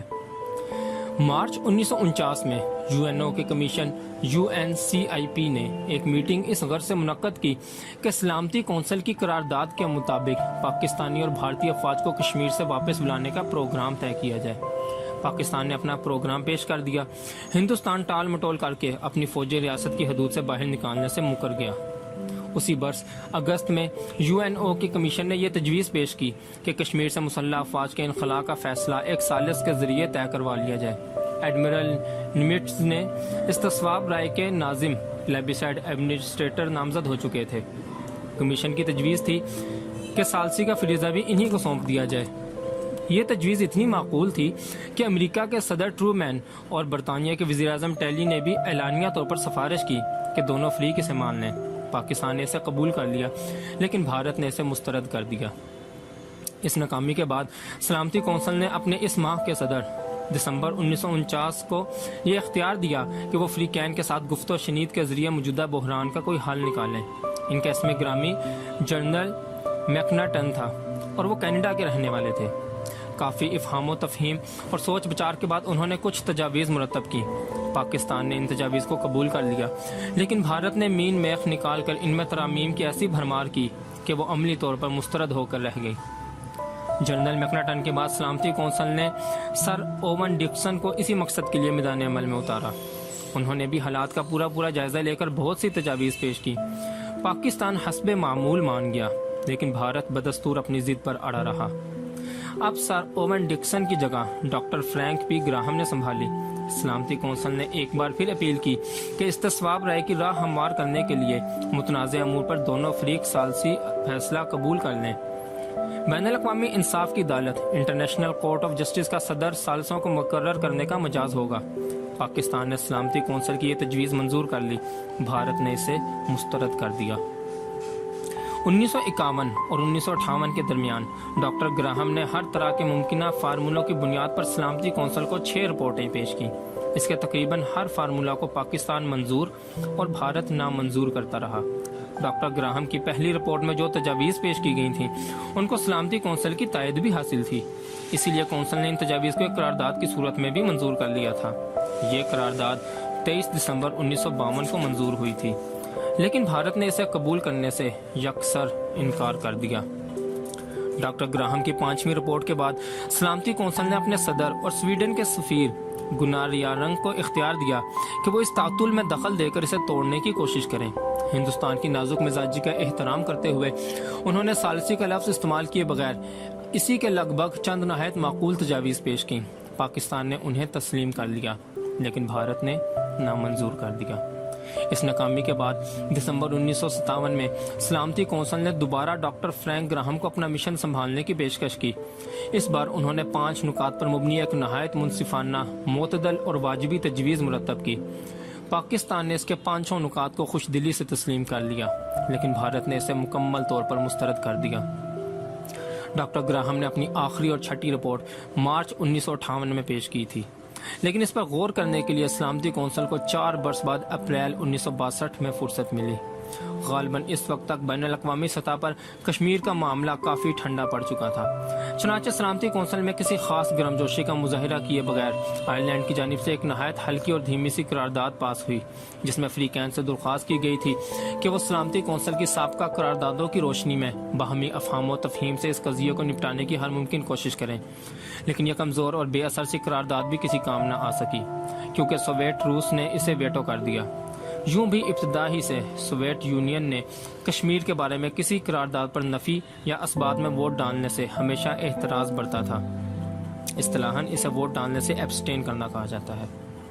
1965 تک پچھلے 18 سال کے دوران سلامتی کونسل میں کشمیر کا مسئلہ 133 بار زیر بحث آ چکا ہے، کبھی بھارت کی درخواست پر، کبھی پاکستان کی تحریک پر۔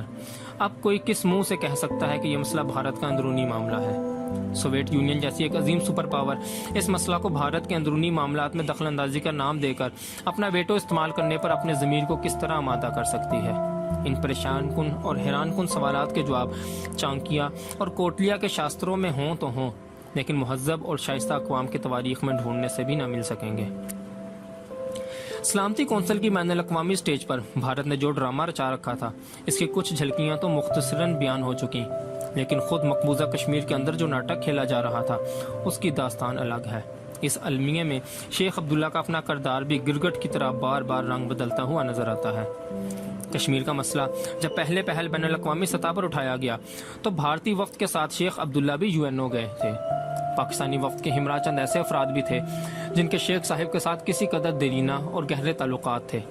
ان میں سے کسی نے شیخ صاحب کو پاکستان کے موقف کی طرف مائل کرنے کی کوشش کی تو وہ طیش میں آ گئے اور انتہائی غرور اور تکبر سے بولے، بھارت کے ساتھ کشمیر کا الحاق قطعی اور اٹل ہے، اب تو خدا بھی خود آ کر اسے توڑنا چاہے تو یہ نہیں ٹوٹ سکتا، نعوذ باللہ۔ یہ قصہ مجھے ابو الاثر حفیظ جلندری نے سنایا تھا، جو اس واقعے کے چشم دید گواہ تھے۔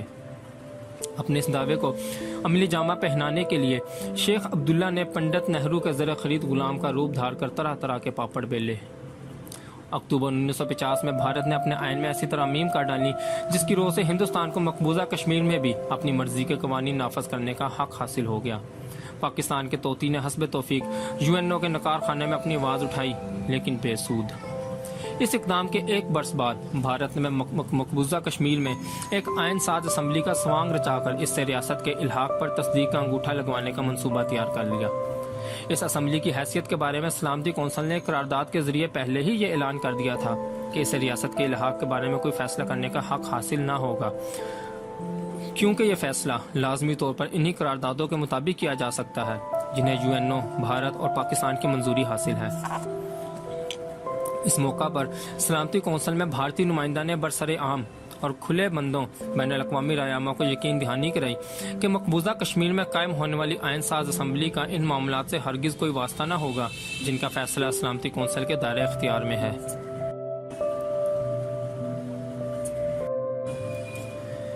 بھارتی نمائندہ نے واضح طور پر یہ بھی کہا کہ یہ اسمبلی الحاق کے مسئلہ پر اظہار رائے تو کر سکے گی، لیکن اسے کسی قسم کا فیصلہ کرنے کا بالکل کوئی اختیار نہ ہوگا۔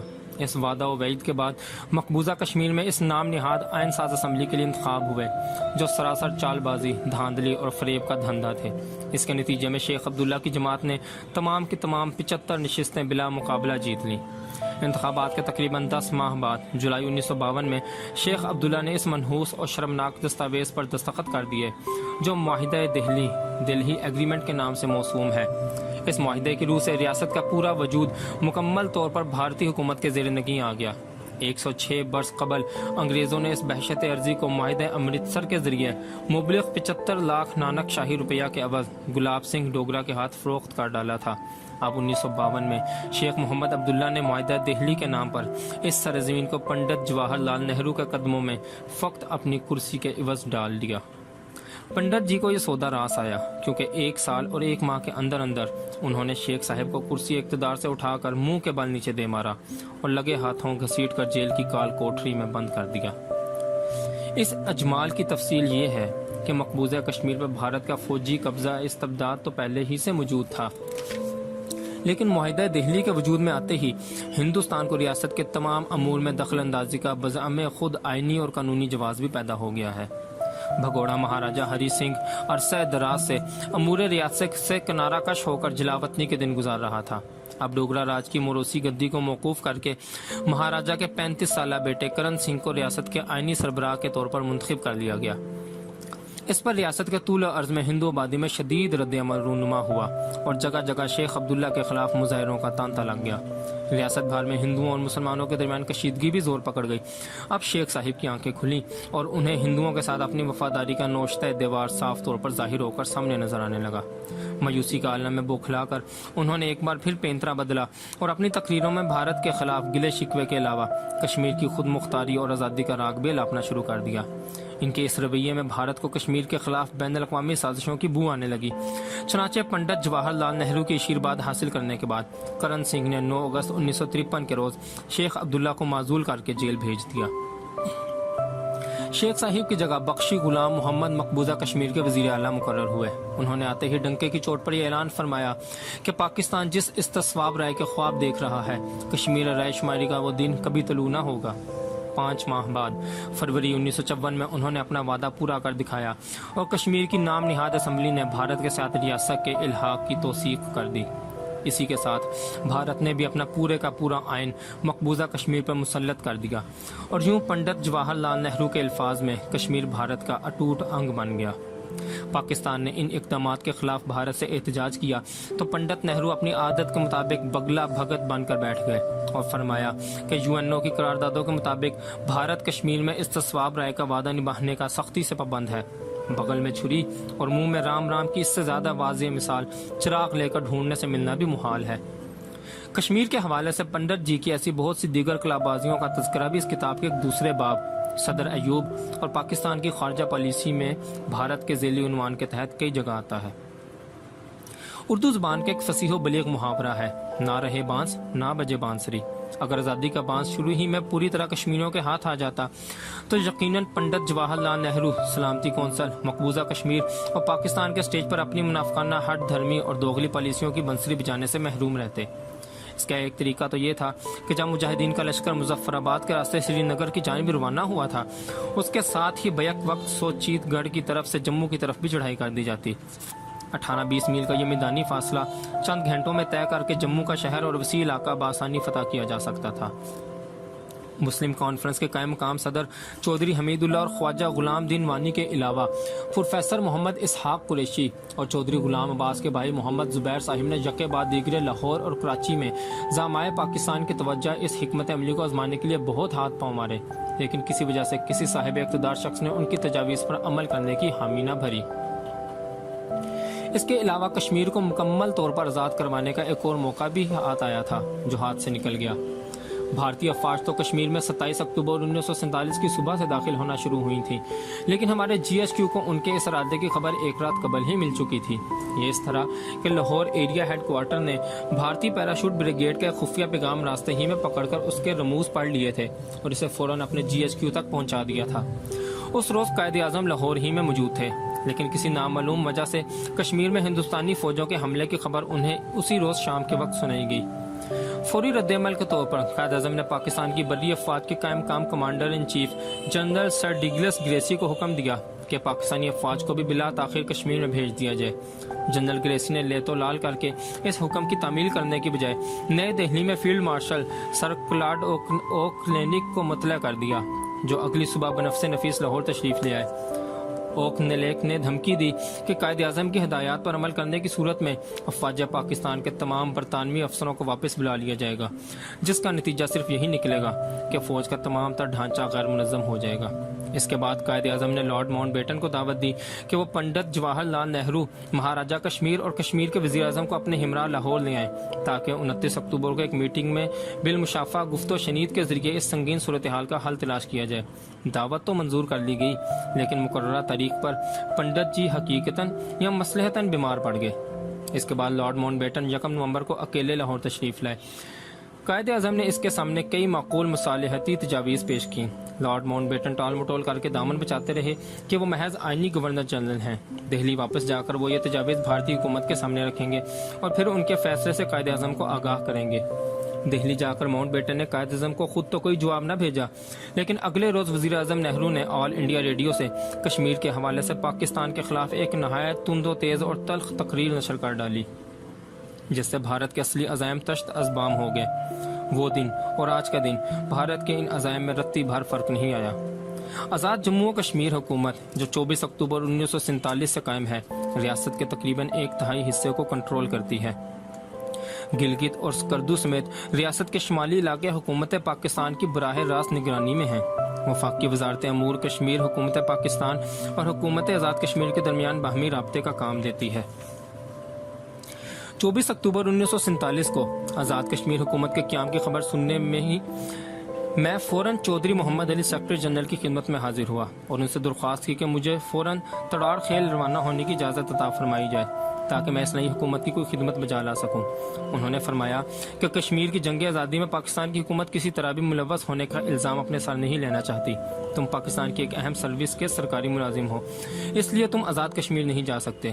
میں نے گزارش کی کہ آپ میرا استعفیٰ لے کر اپنے پاس رکھ لیں۔ اگر کسی وقت آزاد کشمیر میں میری موجودگی حکومت پاکستان کے لیے کسی الجھن یا پریشانی کا باعث بنے تو آپ بے شک میرا استعفیٰ منظور کر کے مجھے اپنی ملازمت سے دستبردار سمجھ لیں۔ چودھری صاحب مسکرائے اور بولے، جذباتی نہ بنو، پاکستان بھی صرف 2-2.5 ماہ پہلے وجود میں آیا ہے، یہاں پر بھی خدمت کی بہت گنجائش ہے۔ میں مایوس ہو کر واپس آ گیا۔ کام تو میں وزارت تجارت میں انڈر سیکرٹری کے طور پر کرتا رہا، لیکن دل بدستور آزاد کشمیر میں اٹکا رہا۔ پھر مارچ 1948 میں اچانک چودھری غلام عباس مقبوضہ کشمیر سے رہا ہو کر پاکستان آ گئے۔ آتے ہی وہ فوراً قائد اعظم کی خدمت میں حاضری دینے کراچی آئے اور ہمارے ہاں فروکش ہوئے۔ اگلے روز قائد اعظم نے انہیں لنچ پر مدعو فرمایا، جس وقت ہم انہیں ایک نہایت ناقابل اعتبار اور پھٹیچر سی کار پر گورنر جنرل ہاؤس چھوڑنے جا رہے تھے تو راستے میں ان کو میں نے آزاد کشمیر کے متعلق اپنی دلی خواہش کا اظہار کیا۔ اس کے بعد مجھے کچھ معلوم نہیں کہ کیا کارروائی کہاں پر ہوئی۔ البتہ کچھ عرصہ بعد چودھری محمد علی صاحب نے ایک روز مجھے اپنے دفتر میں بلا کر یہ مجدہ سنایا کہ تمہیں آزاد کشمیر حکومت میں جا کر کام کرنے کی اجازت ہے، لیکن تمہاری موجودہ تنخواہ تمہیں وزارت تجارت ہی سے ملا کرے گی، کیونکہ سرکاری گزٹ میں تمہارا نام اسی وزارت کے ملازمین کی فہرست میں شامل رہے گا۔ میں نے پوچھا کہ وہاں جا کے میرا کام کیا ہوگا؟ چودھری صاحب نے فرمایا، وہاں پر کابینہ بن چکی ہے، اس کے ماتحت نظم و نسق کا سارا کام تمہیں سنبھالنا پڑے گا۔ چلتے چلتے چودھری محمد علی نے مجھے ایک اور مشورہ بھی دیا، تم نوجوان اور نو آموز ہو، کام نیا اور مشکل ہے، اس لیے پھونک کر قدم رکھنا۔ اگر کبھی کسی معاملے میں کوئی مشکل پیش آئے تو میرے ساتھ رابطہ قائم کرنے سے ہرگز نہ ہچکچانا۔ پاکستان کے سیکرٹری جنرل کی اس خیر سگالی کو پلے باندھ کر میں نے خوشی رخت سفر باندھا اور آزاد کشمیر کی راہ لی۔ اس زمانے میں کوہوٹا سے آزاد پتن ہوتے ہوئے پلندری اور تڑاڑ خیل تک انتہائی تنگ اور بالکل کچی سڑک تھی۔ کسی موڑ پر تو گاڑی کا اگلا ایک پہیہ سڑک سے نکل کر کھڈ کی جانب مولک ہو جاتا تھا۔ خاص طور پر بارش کے دنوں میں اس قدر پھسلن ہوتی تھی کہ جیپوں اور ٹرکوں وغیرہ کے پھسل کر گہری کھڈ میں گرنے کے حادثات آئے دن وقوع پذیر ہوتے رہتے تھے۔ میں بھی ایک روز جیپ میں سوار ہو کر شدید بارش میں پھسلتا اور ہچکولے کھاتا حکومت آزاد کشمیر کے صدر مقام پہنچ گیا، جو پلندری اور تڑاڑ خیل کے درمیان جنجال ہل نامی خوبصورت پہاڑ کی چوٹی پر واقع تھا۔ یہ ایک چھوٹا سا گاؤں تھا جہاں پر 2.5-3 درجن چھوٹے چھوٹے کچے مکان تھے۔ چند مکانوں میں حکومت کے دفاتر تھے، باقی گھر صدر، وزراء اور دیگر سرکاری ملازمین کی رہائش گاہ کے طور پر استعمال ہوتے تھے۔ یہاں پر مجھے بھی ایک کمرے پر مشتمل ایک کچا کوٹھا مل گیا، جس کے ایک کونے میں باورچی خانے کے طور پر مٹی کا چولہا بنا ہوا تھا۔ جنجال ہل ایک نہایت ہی پرفضا مقام تھا اور طرح طرح کے سرسبز درختوں کے گھنے جنگل میں گھرا ہوا تھا۔ آس پاس 1-2 پہاڑی جھرنے تھے جن کی ہلکی مدھم سی موسیقی دن رات اپنی تانیں اڑاتی رہتی تھی۔ دفتروں کے کمرے روایتی ساز و سامان سے بڑی حد تک محروم تھے۔ فائلوں کے لیے نہ زیادہ الماریاں تھیں نہ شیلف، عام طور پر پتھر کی سیلوں کو ہموار رکھ کر ان سے کام لیا جاتا تھا۔ موسم کے لحاظ سے باہر درختوں کے سائے میں بیٹھ کر دفتری کام کرنے کا رواج بھی عام تھا۔ دن بھر بھارت کے بمبار طیارے ہمارے اوپر سے یا دائیں بائیں پرواز کرتے ہوئے گزرتے رہتے تھے اور اپنے نشانوں پر اندھا دھند بم برسا کر خراما خراما واپس لوٹ جاتے تھے۔ ہماری جانب سے ان کی مزاحمت یا روک تھام کا کوئی بندوبست نہ تھا۔ کئی بار بھارتی طیاروں کی اڑان اس قدر نیچی ہوتی تھی کہ ہمیں پائلٹوں کے منہ اور سر تک صاف نظر آ جاتے تھے۔ ان کے مقابلے ہمارا سہارا صرف اللہ پر توکل تھا۔ جب کبھی کوئی بھارتی طیارہ آس پاس بم برساتا یا مشین گن سے بے تحاشا گولہ باری کرتا عین ہمارے اوپر سے گزرتا تھا تو ہم دم ساتھ کر اپنی اپنی جگہ ساکت و جامد بیٹھ جاتے تھے تاکہ ہماری نقل و حرکت سے ہوا باز ہماری چھوٹی سی آبادی کا سراغ نہ پا لیں۔ ایک روز آزاد کشمیر کے سپریم ہیڈ چودھری غلام عباس اور صدر سردار ابراہیم قلندری کے قریب ایک مقام پر ہزاروں لوگوں کے اجتماع سے خطاب کر رہے تھے۔ اس وقت بھارتی ایئر فورس کا ایک بمبار طیارہ ان کے اوپر آ گیا۔ 20ویں جانساروں نے اپنے دونوں لیڈروں کے اوپر اپنے اجسام کا ایسا حفاظتی حصار بنا لیا کہ گولہ باری کی صورت میں ان کو کوئی گزند نہ پہنچے۔ باقی ہزاروں سامعین بے حس و حرکت اپنی اپنی جگہ بیٹھے رہے۔ ہندوستانی طیارہ کچھ عرصہ آس پاس منڈلایا اور غالباً جلسہ گاہ میں زندگی کے کوئی آثار نہ پا کر کوئی بم یا گولیاں برسائے بغیر آگے بڑھ گیا۔ بھارتی ایئر فورس کا ایک خصوصی ہدف 2 میل مظفر آباد میں دریائے جہلم اور دریائے نیلم سابق کرشن گنگا کے پل تھے جو فوجی نقطہ نظر سے اس علاقے میں شہرک کی حیثیت رکھتے تھے۔ شروع میں خوش عقیدہ مقامی مسلمانوں نے ان پلوں کی حفاظت کے لیے ان کے دونوں سروں پر قرآن حکیم کا ایک ایک نسخہ بطور تعویذ باندھ رکھا تھا۔ بھارتی بمباروں نے ان پلوں کو نشانہ بنانے کے لیے سینکڑوں حملے کیے لیکن ان کا ایک بھی نشانہ ٹھیک نہ بیٹھا۔ کچھ عرصہ بعد جب پاکستانی فوج کو مجبوراً اس جنگ کے محاذ پر آنا پڑا تو ان پلوں کی حفاظت کے لیے ایک طیارہ شکن توپ بھی وہاں پر نصب ہو گئی۔ اس بندوبست سے مطمئن ہو کر لوگوں نے پلوں پر باندھے ہوئے قرآن شریف احتراماً اتار کر رکھ لیے۔ کچھ روز خدا کا کرنا ایسا ہوا کہ بھارتی بمباروں کے حملے میں ایک بم سیدھا ایک پل پر آ کے لگا اور پھٹے بغیر سوراخ کر کے نیچے دریا میں جا گرا۔ یہ بھی اللہ تعالیٰ کی قدرت تھی کہ پل میں ایک معمولی سوراخ ہونے کے علاوہ اس بم سے اور کوئی سوراخ نہ پہنچا اور نہ ہی کوئی نقصان۔ جنجال ہل میں سول حکومت کے سب کارندے بھی اپنی اپنی جگہ جذبہ جہاد سے سرشار تھے۔ سردار محمد ابراہیم کی صدارت میں کابینہ کے تمام اراکین بے حد فعال، خوش خصال اور دیانتدار تھے۔ سید علی احمد شاہ وزیر دفاع نہایت نیک سیرت اور پابند صوم و صلات بزرگ تھے۔ انہیں ثقل سماعت کا عارضہ تھا، غالباً اسی وجہ سے وہ خود بھی ضرورت سے زیادہ بلند آواز میں بولنے کے عادی ہو گئے تھے۔ عام طور پر وہ دوسروں کی بہت کم سنتے اور اپنی بہت زیادہ سنانے کے شوقین تھے۔ ان کے پاس ایک چھوٹا سا بھومپو نما آلہ سماعت ہوتا تھا۔ اگر کبھی وہ کسی اور کی کوئی بات سننے کا ارادہ کرتے تو اس آلے کو کان سے لگا کر بیٹھ جاتے تھے، ورنہ عام طور پر وہ اسے جیب میں ڈال کر یک طرفہ گفتگو ہی پر اکتفا فرماتے تھے۔ دفتری قواعد و ضوابط پر انہیں خوب مہارت حاصل تھی اور دساتیر عالم کا مطالعہ کرنے کا بھی انہیں خاص شوق تھا۔ کشمیر کے آئینی مستقبل کا تانا بانا اپنے ذہن میں بنتے رہنا ان کا دل پسند مشغلہ تھا۔ بعد ازاں وہ کچھ عرصہ تک آزاد کشمیر کا صدر بھی رہے۔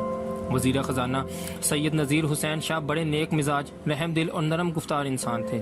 جنگ کی وجہ سے خزانہ خالی تھا لیکن سرکاری چیک بک ہمیشہ شاہ صاحب کی جیب میں موجود رہتی تھی۔ جہاں کہیں کوئی ضرورت مند کچھ امداد یا کوئی محکمانہ اخراجات کے لیے کچھ رقم طلب کرتا وہ وہیں پر کھڑے کھڑے چیک کاٹ کر ان کے حوالے کر دیتے تھے۔ اس زمانے میں نہ تو ابھی تک کوئی بجٹ بنانے کی نوبت آئی تھی اور نہ آمدنی اور خرچ پر محکمہ فنانس اور محکمہ اکاؤنٹنٹ جنرل کا روایتی کنٹرول ہی تھا۔ آزاد کشمیر کا نظم و نسق سنبھالتے ہی جب میں نے پہل بجٹ تیار کر کے محکمہ فنانس اور اکاؤنٹنٹ جنرل کے سرخ فیتے کا نظام رائج کیا اور شاہ صاحب سے سرکاری خزانے کی چیک بک واپس لے لی تو وہ بڑے حیران اور غالباً کسی قدر آزردہ سے ہوئے۔ ایک روز انہوں نے میرے ساتھ گلہ کیا، اگر ہر خرچ کی منظوری فنانس ڈپارٹمنٹ سے حاصل کرنی ہے اور ہر چیک اکاؤنٹنٹ جنرل کے دفتر جاری ہونا ہے تو وزیر خزانہ کس مرض کی دوا رہ جاتا ہے۔ خواجہ غلام دین وانی دھیمے مزاج کے روشن دماغ اور خاموش طبع وزیر تھے۔ وہ اپنے فرائض وزیرانہ دمخم سے کم اور فقیرانہ انداز سے زیادہ سر انجام دیتے تھے۔ ان کا تعلق وادی کشمیر سے تھا اور وہ مقبوضہ علاقے کے تمام بڑے بڑے قائدین مثلاً شیخ عبداللہ، مرزا افضل بیگ اور بخشی غلام محمد کے طور طریقوں اور عادات و خصال سے گہری واقفیت رکھتے تھے۔ ثناء اللہ شمیم صاحب کا تعلق بھی وادی کشمیر سے تھا۔ وہ پڑھے لکھے، جوشیلے اور انقلاب پسند اور سیماب صفت جوان سال وزیر تھے۔ وہ اپنے محکموں کی کارکردگی اور کارگزاری پر مضبوط گرفت رکھتے تھے اور بحث و مباحثہ اور منطق و استدلال میں ان سے بازی لے جانا امر محال تھا۔ میرے زمانے میں کچھ عرصے بعد میر وائز محمد یوسف شاہ بھی کابینہ میں شامل ہو گئے تھے۔ وہ وادی کشمیر کے ایک عظیم مذہبی رہنما تھے جہاں پر ان کے لاکھوں مرید تھے۔ سنا ہے کہ ان کے بعض مریدوں کے دل میں ان کے لیے اتنا گہرا جذبہ عزت و احترام تھا کہ جس قالین پر میر وائز صاحب ایک بار بیٹھ جاتے تھے اس پر کوئی شخص دوبارہ پاؤں نہیں رکھ سکتا تھا۔ چنانچہ ایسے قالینوں کو گھر والے تبرکن دیوار پر ویزاں کر دیتے تھے۔ میر وائز صاحب محض زاہد خشک نہ تھے بلکہ بزلہ سنجی، لطیفہ گوئی اور پرلطف محفل آرائی میں بھی ید طولہ رکھتے تھے۔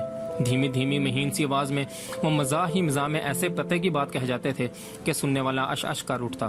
میرے ساتھ وہ نہایت مشفقانہ برتاؤ کرتے تھے اور رات کا کھانا اکثر مجھے اپنے ساتھ کھلانے پر اصرار فرمایا کرتے تھے۔ غریب الوطنی کے باوجود ان کا دسترخوان بڑا وسیع ہوتا تھا۔ ان کی وفات حسرت آیات کے بعد اب اس طرح کے کشمیری کھانے خواب و خیال ہو گئے ہیں۔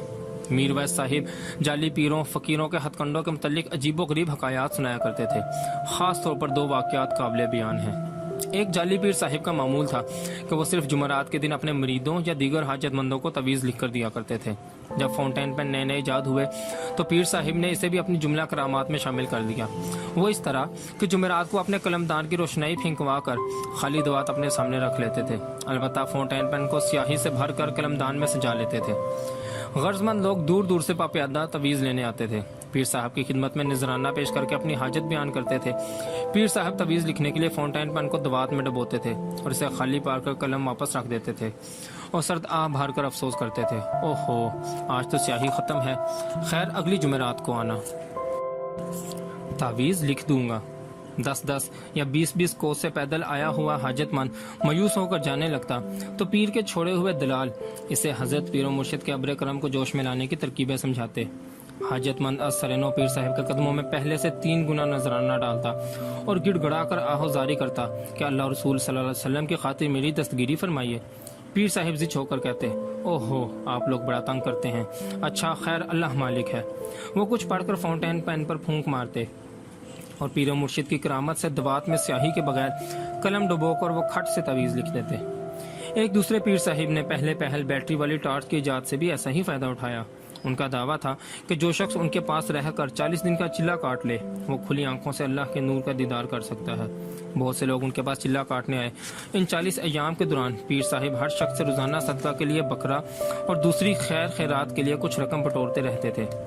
چلہ کاٹنے والے دن بھر روزہ رکھتے تھے اور رات بھر عبادت اور ریاضت میں مشغول رہتے تھے۔ 40ویں دن پیر صاحب اگربتیوں اور عود و لوبان سے مہکائے ہوئے حجرے میں چلہ کش کو اپنے سینے سے لگا کر بیٹھ جاتے اور اس کے چہرے کو اپنے فرن میں ڈال کر اسے حکم ہوتا تھا کہ وہ کلمہ طیبہ کا ورد کرے اور پلکوں کو جھپکائے بغیر اپنی آنکھیں پوری توجہ سے پیر صاحب کے قلب کی جانب ٹک ٹکی باندھ کر جمائے رکھے۔ حجرے میں بہت سے مریدان نے باصفا حلقہ باندھ کر ذکر جہر کی محفل برپا کرتے تھے۔ اس ڈرامائی ماحول میں کسی خاص لمحے پر پیر صاحب اپنے فرن میں چھپائی ہوئی ٹارچ کا بٹن دبا کر اس کی شون سے اپنے سینہ کو باقاع نور بنا دیتے۔ بعض چلہ کش نور الہی کے اس دیدار کی تاب نہ لا کر بے ہوش ہو جاتے تھے۔ یہ کہانیاں سنا کر میر وائز محمد یوسف شاہ فرمایا کرتے تھے کہ اصلی کرامات تو انسان کی اپنی عقیدت مندی میں پوشیدہ ہوتی ہیں۔ چنانچہ روشنائی سے خالی دوات میں قلم ڈبو کر لکھے ہوئے تویز زیادہ مؤثر ثابت ہوتے تھے اور 40 ایام کی نفس کشی اور عبادت اور ریاضت کے بعد بیٹری ٹارچ کی آڑ میں نور الہی کے دیدار سے مشرف ہونے والے اکثر افراد اپنی بقیہ زندگی سچ مچ عابد شب زندہ دار بن کر گزار دیتے تھے۔ کچھ عرصہ کے بعد صوبہ جموں کے چودھری عبداللہ بھلی بھی کرسی وزارت پر متمکن ہوئے تھے۔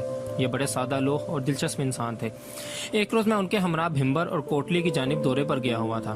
ایک مقام پر ہم کسی کام کے لیے ٹھہرے تو اچانک فضا میں 2-3 بھارتی بمبار طیارے نمودار ہوئے اور ادھر ادھر اٹکل پچو سے چند بم گرا کر چلتے بنے۔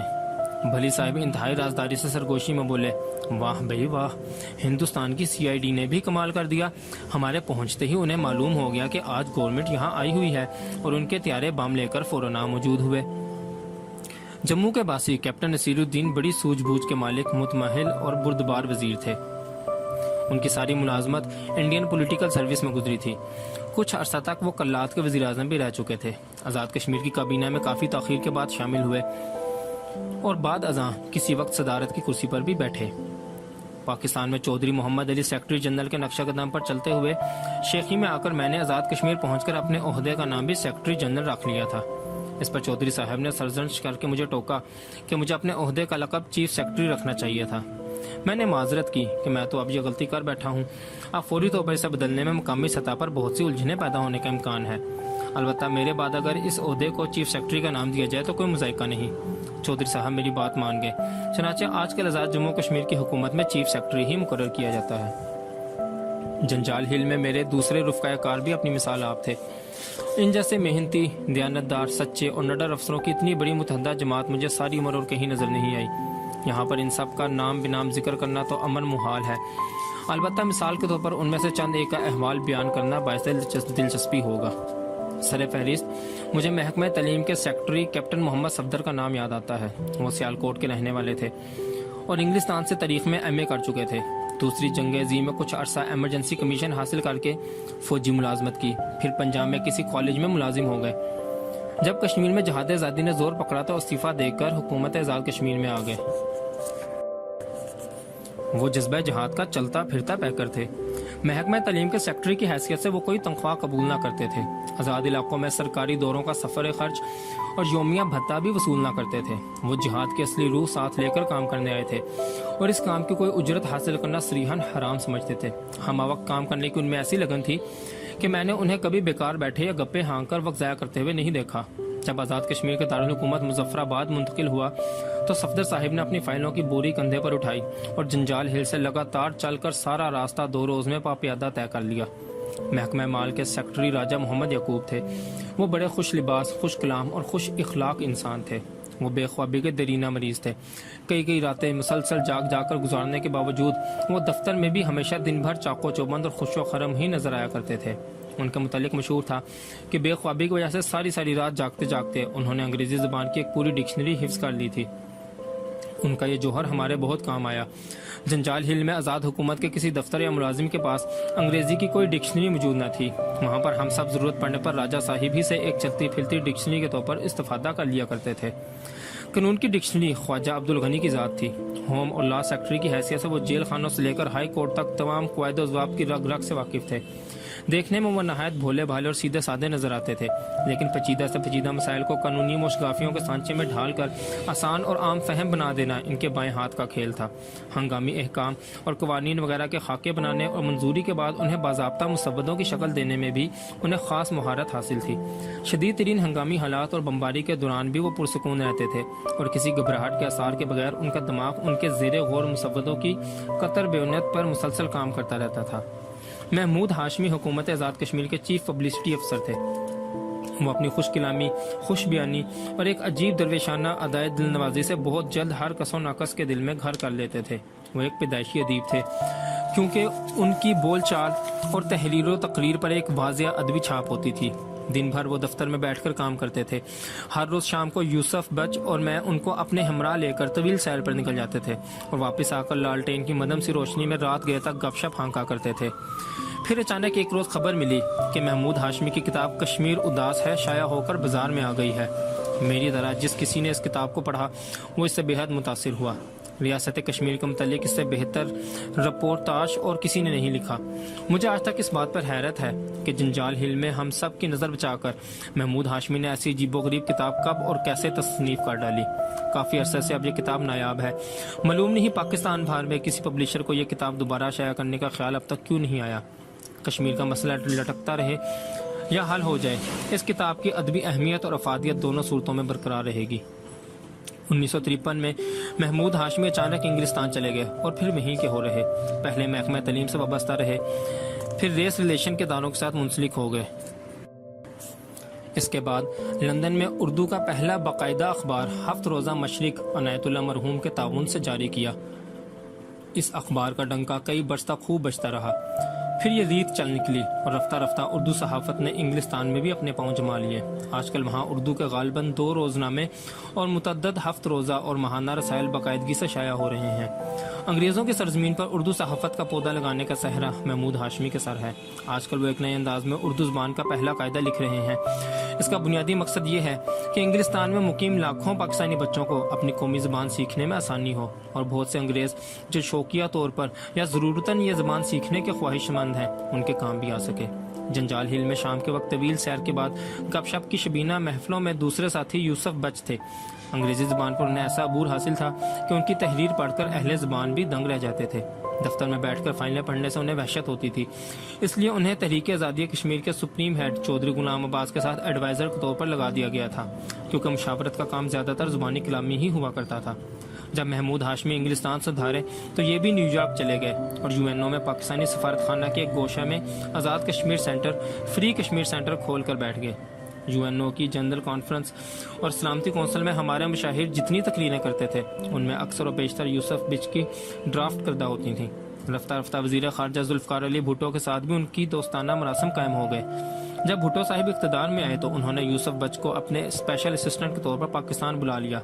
جاتے جاتے بھٹو صاحب انہیں سوئٹزرلینڈ میں بطور سفیر متعین کر گئے، لیکن مارشل لا کی حکومت نے بہت جلد انہیں اس عہدے سے فارغ کر دیا۔ یوسف بچ دوبارہ نیو یارک جا پہنچے۔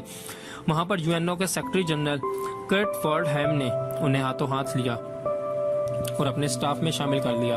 نئے سیکرٹری مسٹر کوئر نے آ کر ان کی اسامی کو اسسٹنٹ سیکرٹری جنرل کا رتبہ دے دیا۔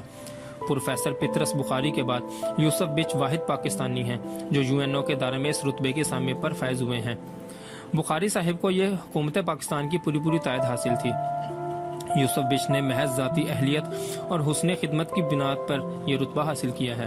ڈاکٹر نور حسین صاحب میڈیکل ڈپارٹمنٹ کے سربراہ تھے۔ وہ میرے بڑے بھائی مرحوم کے ہم جماعت اور دوست تھے، اس لیے میں ان کا ادب و احترام اپنے بزرگوں کی طرح کرتا تھا۔ وہ بھی مجھے بچہ سمجھ کر ویسا ہی برتاؤ کرتے تھے۔ آزادی سے پہلے وہ مہاراجہ ہری سنگھ اور ان کی مہارانی کے ذاتی معالج بھی تھے، اس لحاظ سے انہیں مہاراجہ مہارانی کے محلات کے اندرونی کوک شاستروں کا پورا علم تھا۔ کبھی کبھی وہ موڈ میں آ کر ڈوگرا حکمران کی ذاتی زندگی کے بارے میں عجیب و غریب قصے سناتے تھے۔ جیسے ہی اس تلسم ہوش ربا کا رخ مہاراجہ مہارانی کی جنسی بے راہ رویوں کی طرف مڑتا تھا تو ڈاکٹر صاحب یہ کہہ کر مجھے محفل سے اٹھا دیتے، کافی دیر ہو گئی ہے، بچوں کو جا کر اب سو جانا چاہیے۔ ڈاکٹر صاحب نے پاکستان کے فوجی میڈیکل یونٹ کے ساتھ مل کر آزاد کشمیر کے طول و عرض میں ہسپتالوں اور ڈسپینسریوں کا ایسا نظام قائم کیا جو ڈوگرا مہاراجہ کے عہد میں کسی کے خواب و خیال میں بھی نہ آ سکتا تھا۔ جنگ بندی کے بعد جب مسئلہ کشمیر کے حل کا امکان دور سے دور تر ہوتا چلا گیا تو ڈاکٹر صاحب مایوس ہو کر سیالکوٹ چلے آئے۔ یہاں پر انہوں نے دین اسلام کی روح اور عمل کو اپنا اوڑھنا بچھونا بنا لیا اور زندگی کے آخری ایام انہوں نے کچھ ایسے کیف و مستی و سرور میں کاٹے جسے حاصل کرنے کے لیے بڑے بڑے زاہد و عابد ساری عمر ذکر و شغل اور مراقبہ و مجاہدہ میں گزار دیتے ہیں۔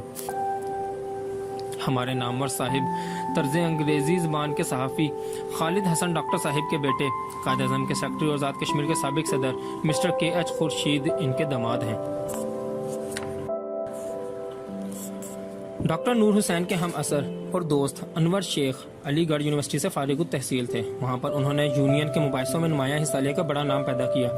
وہیں پر شیخ محمد عبداللہ کے ساتھ ان کے ذاتی مراسم بھی استوار ہو گئے تھے۔ کشمیر واپس آ کر انہوں نے اکاؤنٹنٹ جنرل کے دفتر میں ملازمت تو ضرور اختیار کر لی تھی، لیکن عملی طور پر وہ ہمیشہ مسلم کانفرنس کی سیاست سے وابستہ رہے۔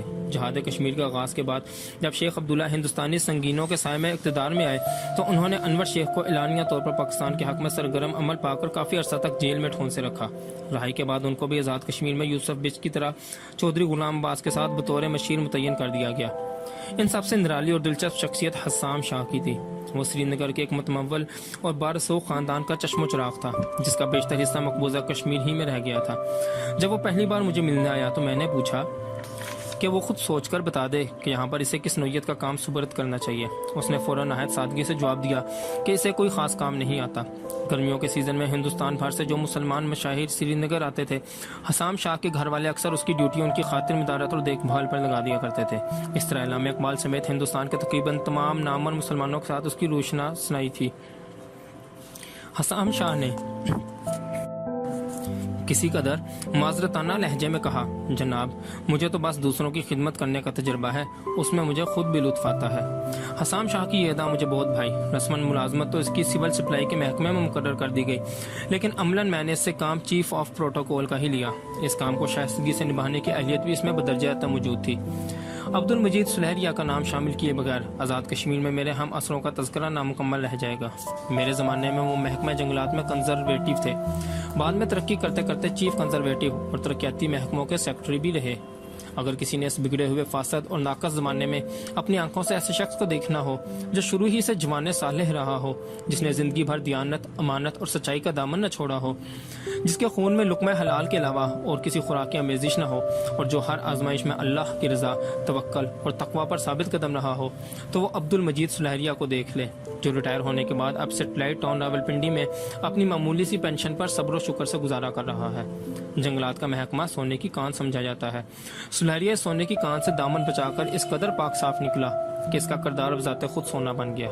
باقی سارا کام تو میں نے سنبھال لیا، لیکن محکمہ پولیس کی تنظیم نو میرے بس کا روگ نہ تھی۔ اس مقصد کے لیے پنجاب کے ایک D I G Syed Nazir Alam deputation پر آزاد کشمیر آ گئے۔ کسی مصلحت سے یہاں آ کر انہوں نے اپنا نام مسٹر زرار رکھ لیا۔ وہ انڈین پولیس سروس کے ایک تجربہ کار افسر تھے اور بڑی شاہانہ طبیعت کے مالک تھے۔ ان کا اپنا قیام تو راولپنڈی کے سرکٹ ہاؤس میں ہوتا تھا، جہاں وہ بڑے ٹھاٹ باٹ سے رہا کرتے تھے، لیکن آزاد کشمیر میں پے در پہ دورے کر کے انہوں نے محکمہ پولیس کو از سرنو منظم کرنے میں بڑی گراں قدر خدمات سے انجام دی۔ ان کو آئے ہوئے تھوڑا سا عرصہ گزرا تھا کہ ایک روز میں اچانک ان سے ملنے راولپنڈی سرکٹ ہاؤس چلا گیا۔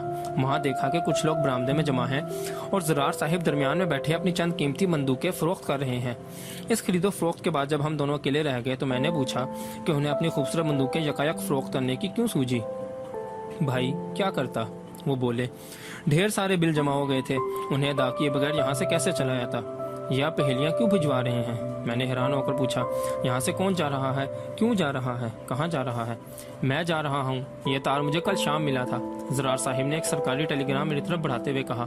یہ پنجاب کے چیف سیکرٹری کا تار تھا، جس میں سید نذیر عالم ڈی آئی جی کے لیے مرکزی حکومت کے یہ احکام درج تھے کہ وہ فوراً بہاولپور روانہ ہو جائیں، جہاں پر ایک انتہائی اہم انکوائری ان کے سپرد کی جا رہی ہے۔ میرے استفسار پر عالم صاحب نے قیاساً یہ بتایا کہ ممکن ہے یہ انکوائری بہاولپور کے سابق وزیر اعظم نواب مشتاق احمد گورمانی کے بارے میں ہو، کیونکہ کچھ عرصہ سے ان کے متعلق پبلک میں طرح طرح کی چہم گوئیاں ہو رہی تھیں۔ سید نذیر عالم کا یوں اچانک آزاد کشمیر سے چلے جانے کا مجھے بڑا افسوس ہوا۔ ان کی اعلیٰ انتظامی قابلیت کے علاوہ ان کی دیانتداری اور خوش اخلاقی کا درجہ بھی بڑا بلند تھا۔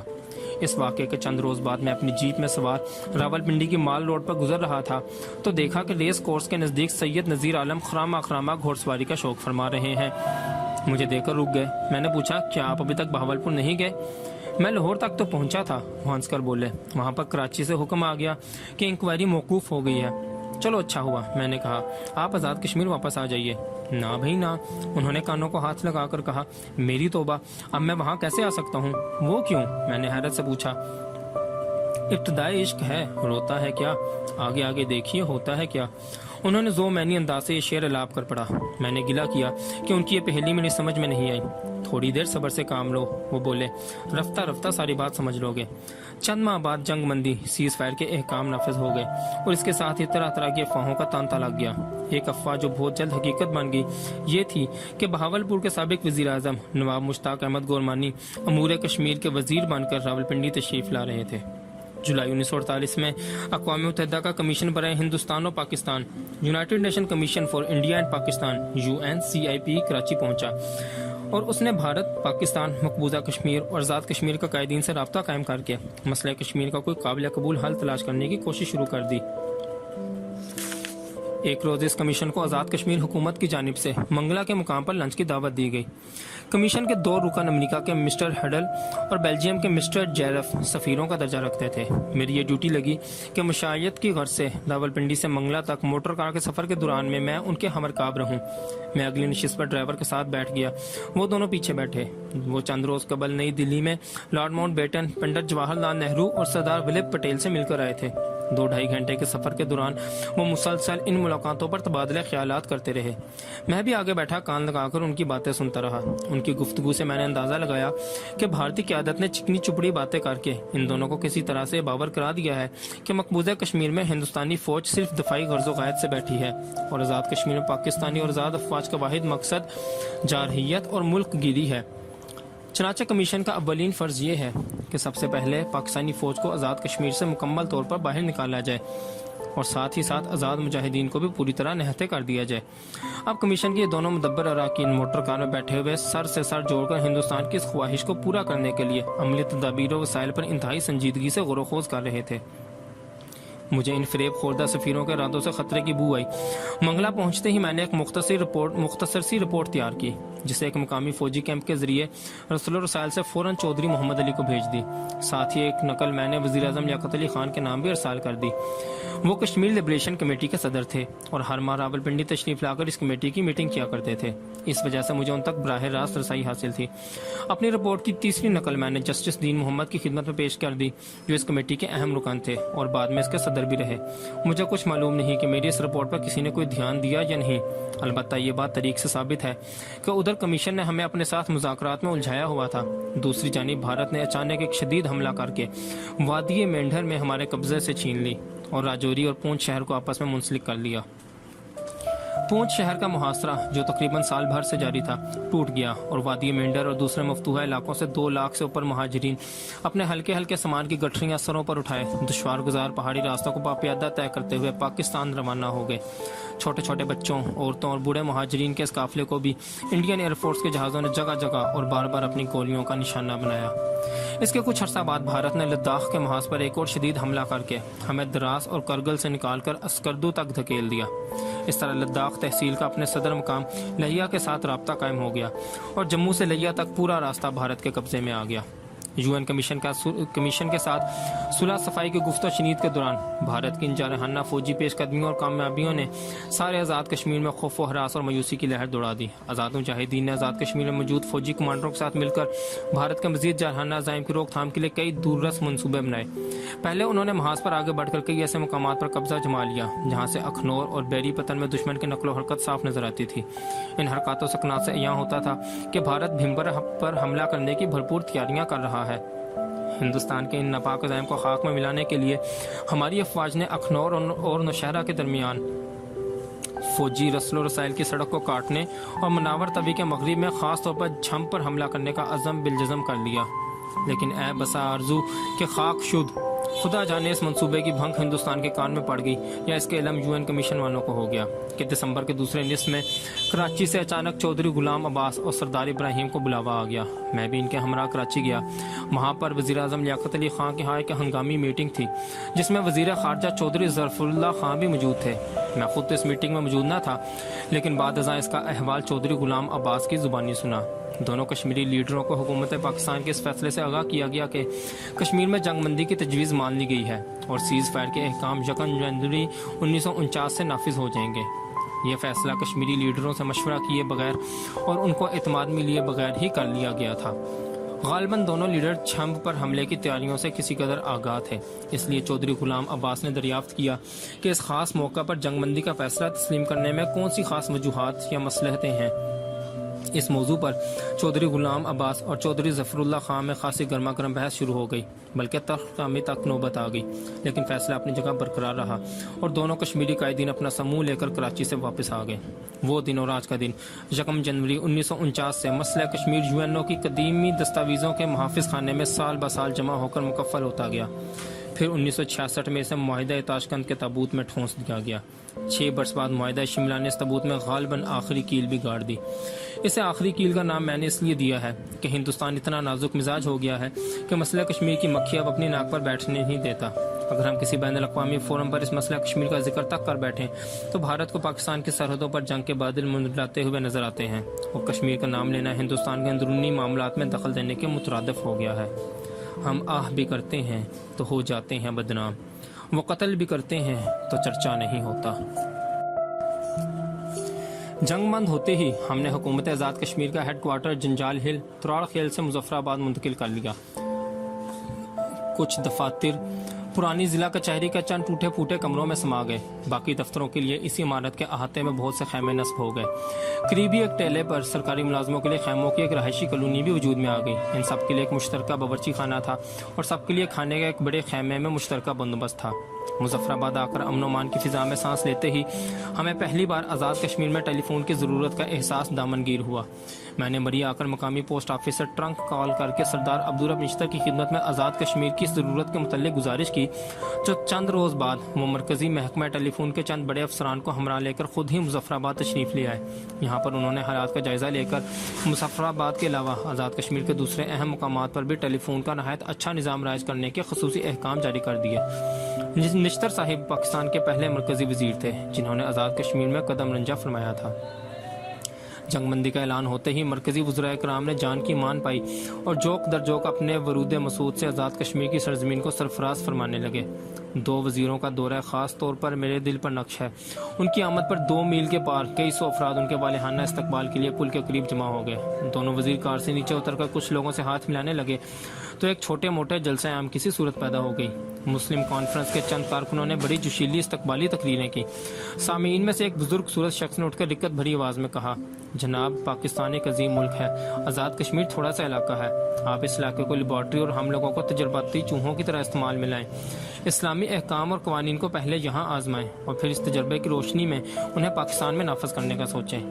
اس بوڑھے کی یہ بات سن کر سارا مجمع سناٹے میں آ گیا۔ پھر اچانک دونوں میں سے ایک وزیر با تدبیر جوش و خروش سے اٹھ کر فصاحت و بلاغت کے دریا بہانے لگے۔ جوش خطابت میں انہوں نے کوٹ کی جیب سے ایک لاکٹ نماسی چیز نکال کر مجمع کے سامنے لہرائی اور بولے، بھائیو، آپ اور ہم کس کھیت کی مولی ہیں کہ اللہ کے قانون کو آزما کر تجربہ کریں۔ یہ دیکھو، یہ اللہ کا قانون ہے جو 1400 برس پہلے نافذ ہو چکا ہے اور جس پر عمل کرنا ہم سب کا دینی، اخلاقی اور ایمانی فرض ہے۔ وزیر صاحب کی تقریر میں اسلامی جذبات ایسی شدت سے کوٹ کوٹ کر بھرے ہوئے تھے کہ سامعین میں سے چند رقیق القلب لوگ بے اختیار رو پڑے۔ واپسی پر احتراماً ان 2 وزیر صاحبان کو کوہالہ کے پل تک چھوڑنے کے لیے میں ان کے ساتھ کار میں بیٹھ گیا۔ ایک وزیر نے دوسرے وزیر کی شاندار تقریر پر تحسین و آفرین کے ڈونگرے برسانے کے بعد پوچھا، بھائی صاحب، آپ کے پاس قرآن شریف کا لاکٹ بڑا خوبصورت ہے، یہ تاج کمپنی کا بنا ہوا ہے یا کسی اور کا؟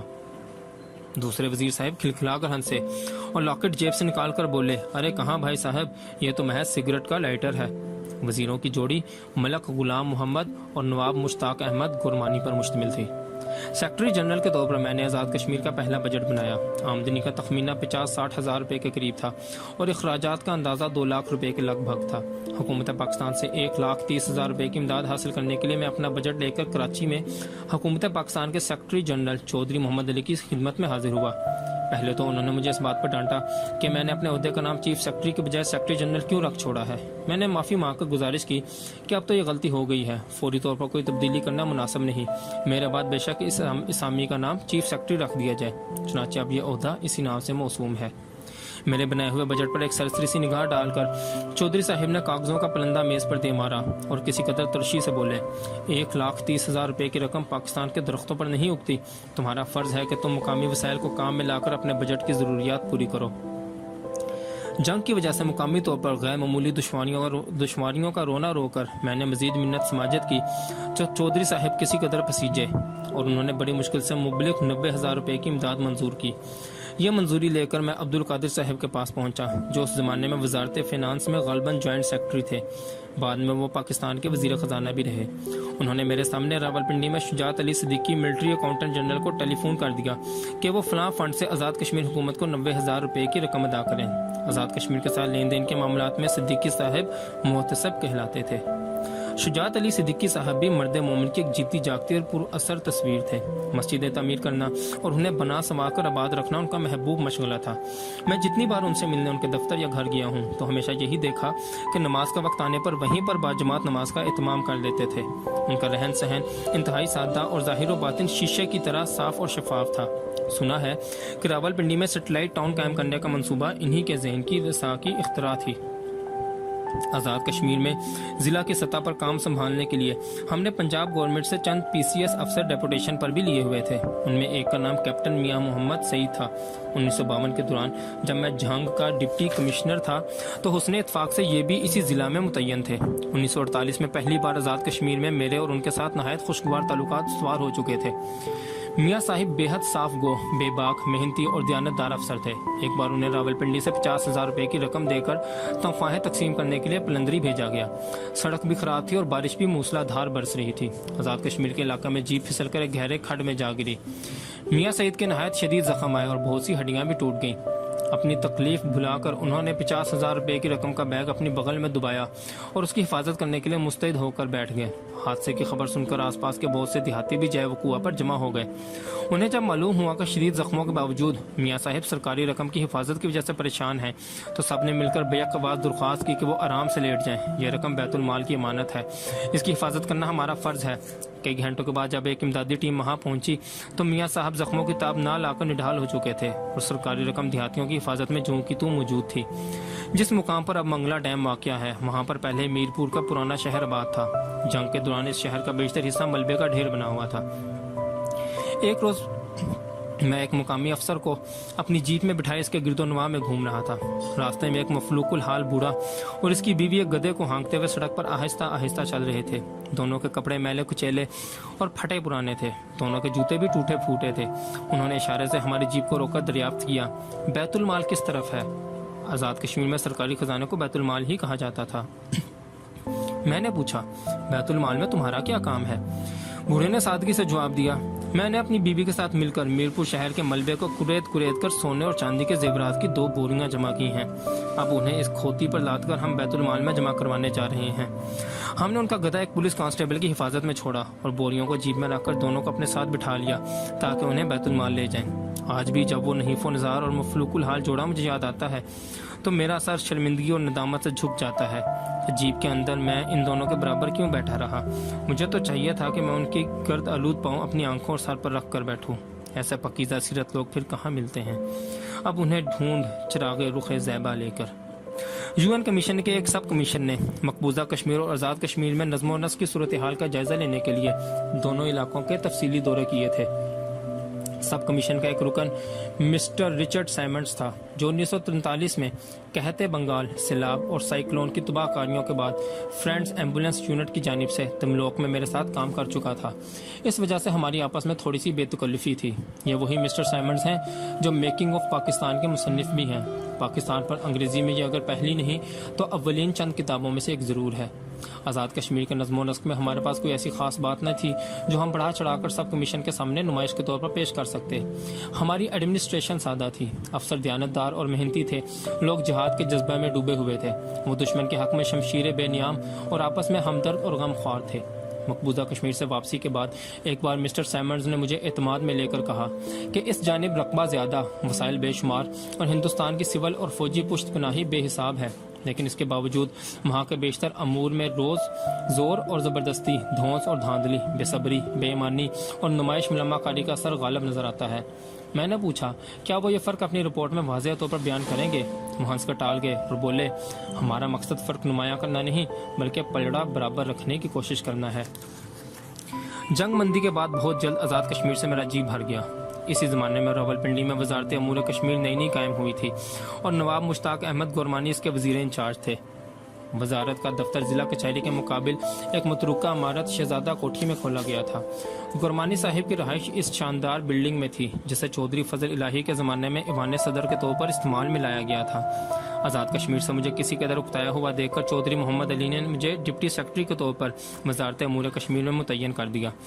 اس زمانے میں گورمانی صاحب کی بہت سی ادائیں نرالی تھیں۔ وہ رات بھر جا کر اپنا دربار لگاتے اور دن بھر سوتے تھے۔ ان کے صلاح عمل کی پابندی نبھانا میرے بس کا روگ نہ تھا، اس لیے وہ میرے ساتھ ہمیشہ ناخوش ہی رہتے تھے۔ مسئلہ کشمیر کے حوالے سے گورمانی صاحب کے ہاتھ میں کوئی ایسا کام نہ تھا جس میں وہ اپنی مثبت صلاحیتوں کو بروئے کار لا سکتے، چنانچہ ان کی توجہ کا سارا نزلہ بیچارے آزاد کشمیر پر ہی گرا۔ یہاں پر ان کی حکمت عملی اور ریشہ دوانیوں نے آزاد کشمیر کی قیادت میں ایسے ایسے تفرقے ڈالے جو آج تک رفع نہیں ہو سکے۔ رفتہ رفتہ منسٹری آف کشمیر افیئرز کی بابت یہ پھبتی زبان زد خاص و عام ہو گئی کہ اس کے دائرہ عمل سے کشمیر تو غائب ہو گیا ہے اور اب اس کے پاس فقط افیئرز رہ گئے ہیں۔ ایک بار سری پرتاپ کالج سری نگر کا ایک BSc کا طالب علم ہندوستان کے غاصبانہ قبضہ کی گھٹن سے تنگ آ کر آزادی کا سانس لینے پیادہ گرتا پڑتا سیز فائر لائن عبور کر کے پاکستان آ پہنچا۔ راولپنڈی پہنچ کر وہ مجھے ملا اور اپنی دلی خواہش بیان کی کہ وہ آزاد پاکستان کے کسی وزیر سے مل کر اس کی زیارت کرنا چاہتا ہے۔ میں نے کوشش کر کے گورمانی صاحب کے ساتھ اس کی ملاقات کی منظوری حاصل کر لی۔ ملاقات کا وقت رات کے 1:30 بجے مقرر ہوا۔ جون کا مہینہ تھا، آدھی رات گئے بھی شدید گرمی تھی۔ میں اس لڑکے کو ساتھ لے کر مقررہ وقت پر گورمانی صاحب کی شاندار قیام گاہ پر پہنچ گیا۔ گورمانی صاحب کے کمرے میں کئی ٹن کا ایئر کنڈیشنر چل رہا تھا۔ وہ گلے میں ایک سرخ ریشم کا سکارف باندھے اور جسم پر ایک پشمینے کی چادر لپیٹے آلتی پالتی مارے بیٹھے تھے۔ ان کے سامنے ان کا محبوب حقہ پڑا تھا جس کے خوشبودار تمباکو کی مہک سارے کمرے میں پھیلی ہوئی تھی۔ کشمیری لڑکے کو دیکھتے ہی گورمانی صاحب کا مزاج برہم ہو گیا۔ انہوں نے اس پر پے در پہ اس قسم کے سوالوں کی بوچھاڑ کر دی۔ تم سری نگر چھوڑ کر کیوں آئے ہو؟ تمہیں یہاں کس نے بھیجا ہے اور کس مقصد کے لیے بھیجا ہے؟ واپس کب جاؤ گے؟ کیسے جاؤ گے؟ اور یہاں سے کیا لے کر جاؤ گے؟ وغیرہ وغیرہ۔ یہ غیر متوقع سوالات سن کر بیچارہ لڑکا بوکھلا گیا۔ اس کی آنکھوں میں آنسو تیرنے لگے اور اس نے صرف اتنا جواب دیا کہ وہ صرف آزاد فضا میں سانس لینے یہاں آیا ہے، اب واپس جانے کا اس کا کوئی ارادہ نہیں۔ یہ سن کر گرمانی صاحب کو پھر توا آ گیا اور کسی قدر درستگی سے بولے، پاکستان میں مہاجرین کی پہلے ہی کوئی کمی نہیں، خدا کا خوف کرو، یہ نوزائیدہ مملکت اس سیلاب کو کیسے سنبھالے گی؟ اس کے بعد انہوں نے مہاجرین کے تکالیف اور مشکلات پر سیر حاصل تبصرہ کیا اور انگریزی میں لڑکے کو مخاطب کر کے کہا، "Now that you have come, don't expect luxuries. All of us have to rough it out here." یہ سن کر لڑکے کی رگیں ظرافت بھی پھڑک اٹھی اور اس نے ترکی بترکی جواب دیا، "Sir, if this room is roughing it out here, I am all for it." اس پر میں لڑکے کا بازو کھینچ کر اسے باہر لے آیا، ورنہ تیش میں آ کر گورمانی صاحب نہ جانے اس کا کیا حشر کرتے۔ گرمی کی چھٹیوں کے بعد جب کالج کھلے تو میری درخواست پر اسے لاہور کے کنگ ایڈورڈ میڈیکل کالج میں داخلہ مل گیا۔ آزاد کشمیر حکومت نے اسے وظیفہ دے دیا۔ لڑکا قابل تھا۔ MBBS کرنے کے بعد وہ اعلیٰ تعلیم حاصل کرنے انگلستان چلا گیا اور آج کل ایک کامیاب اور خوشحال ڈاکٹر کی زندگی بسر کر رہا ہے۔ چند ماہ بعد وزیر اعظم لیاقت علی خان کشمیر لبریشن کمیٹی کی صدارت کرنے راولپنڈی تشریف لائے۔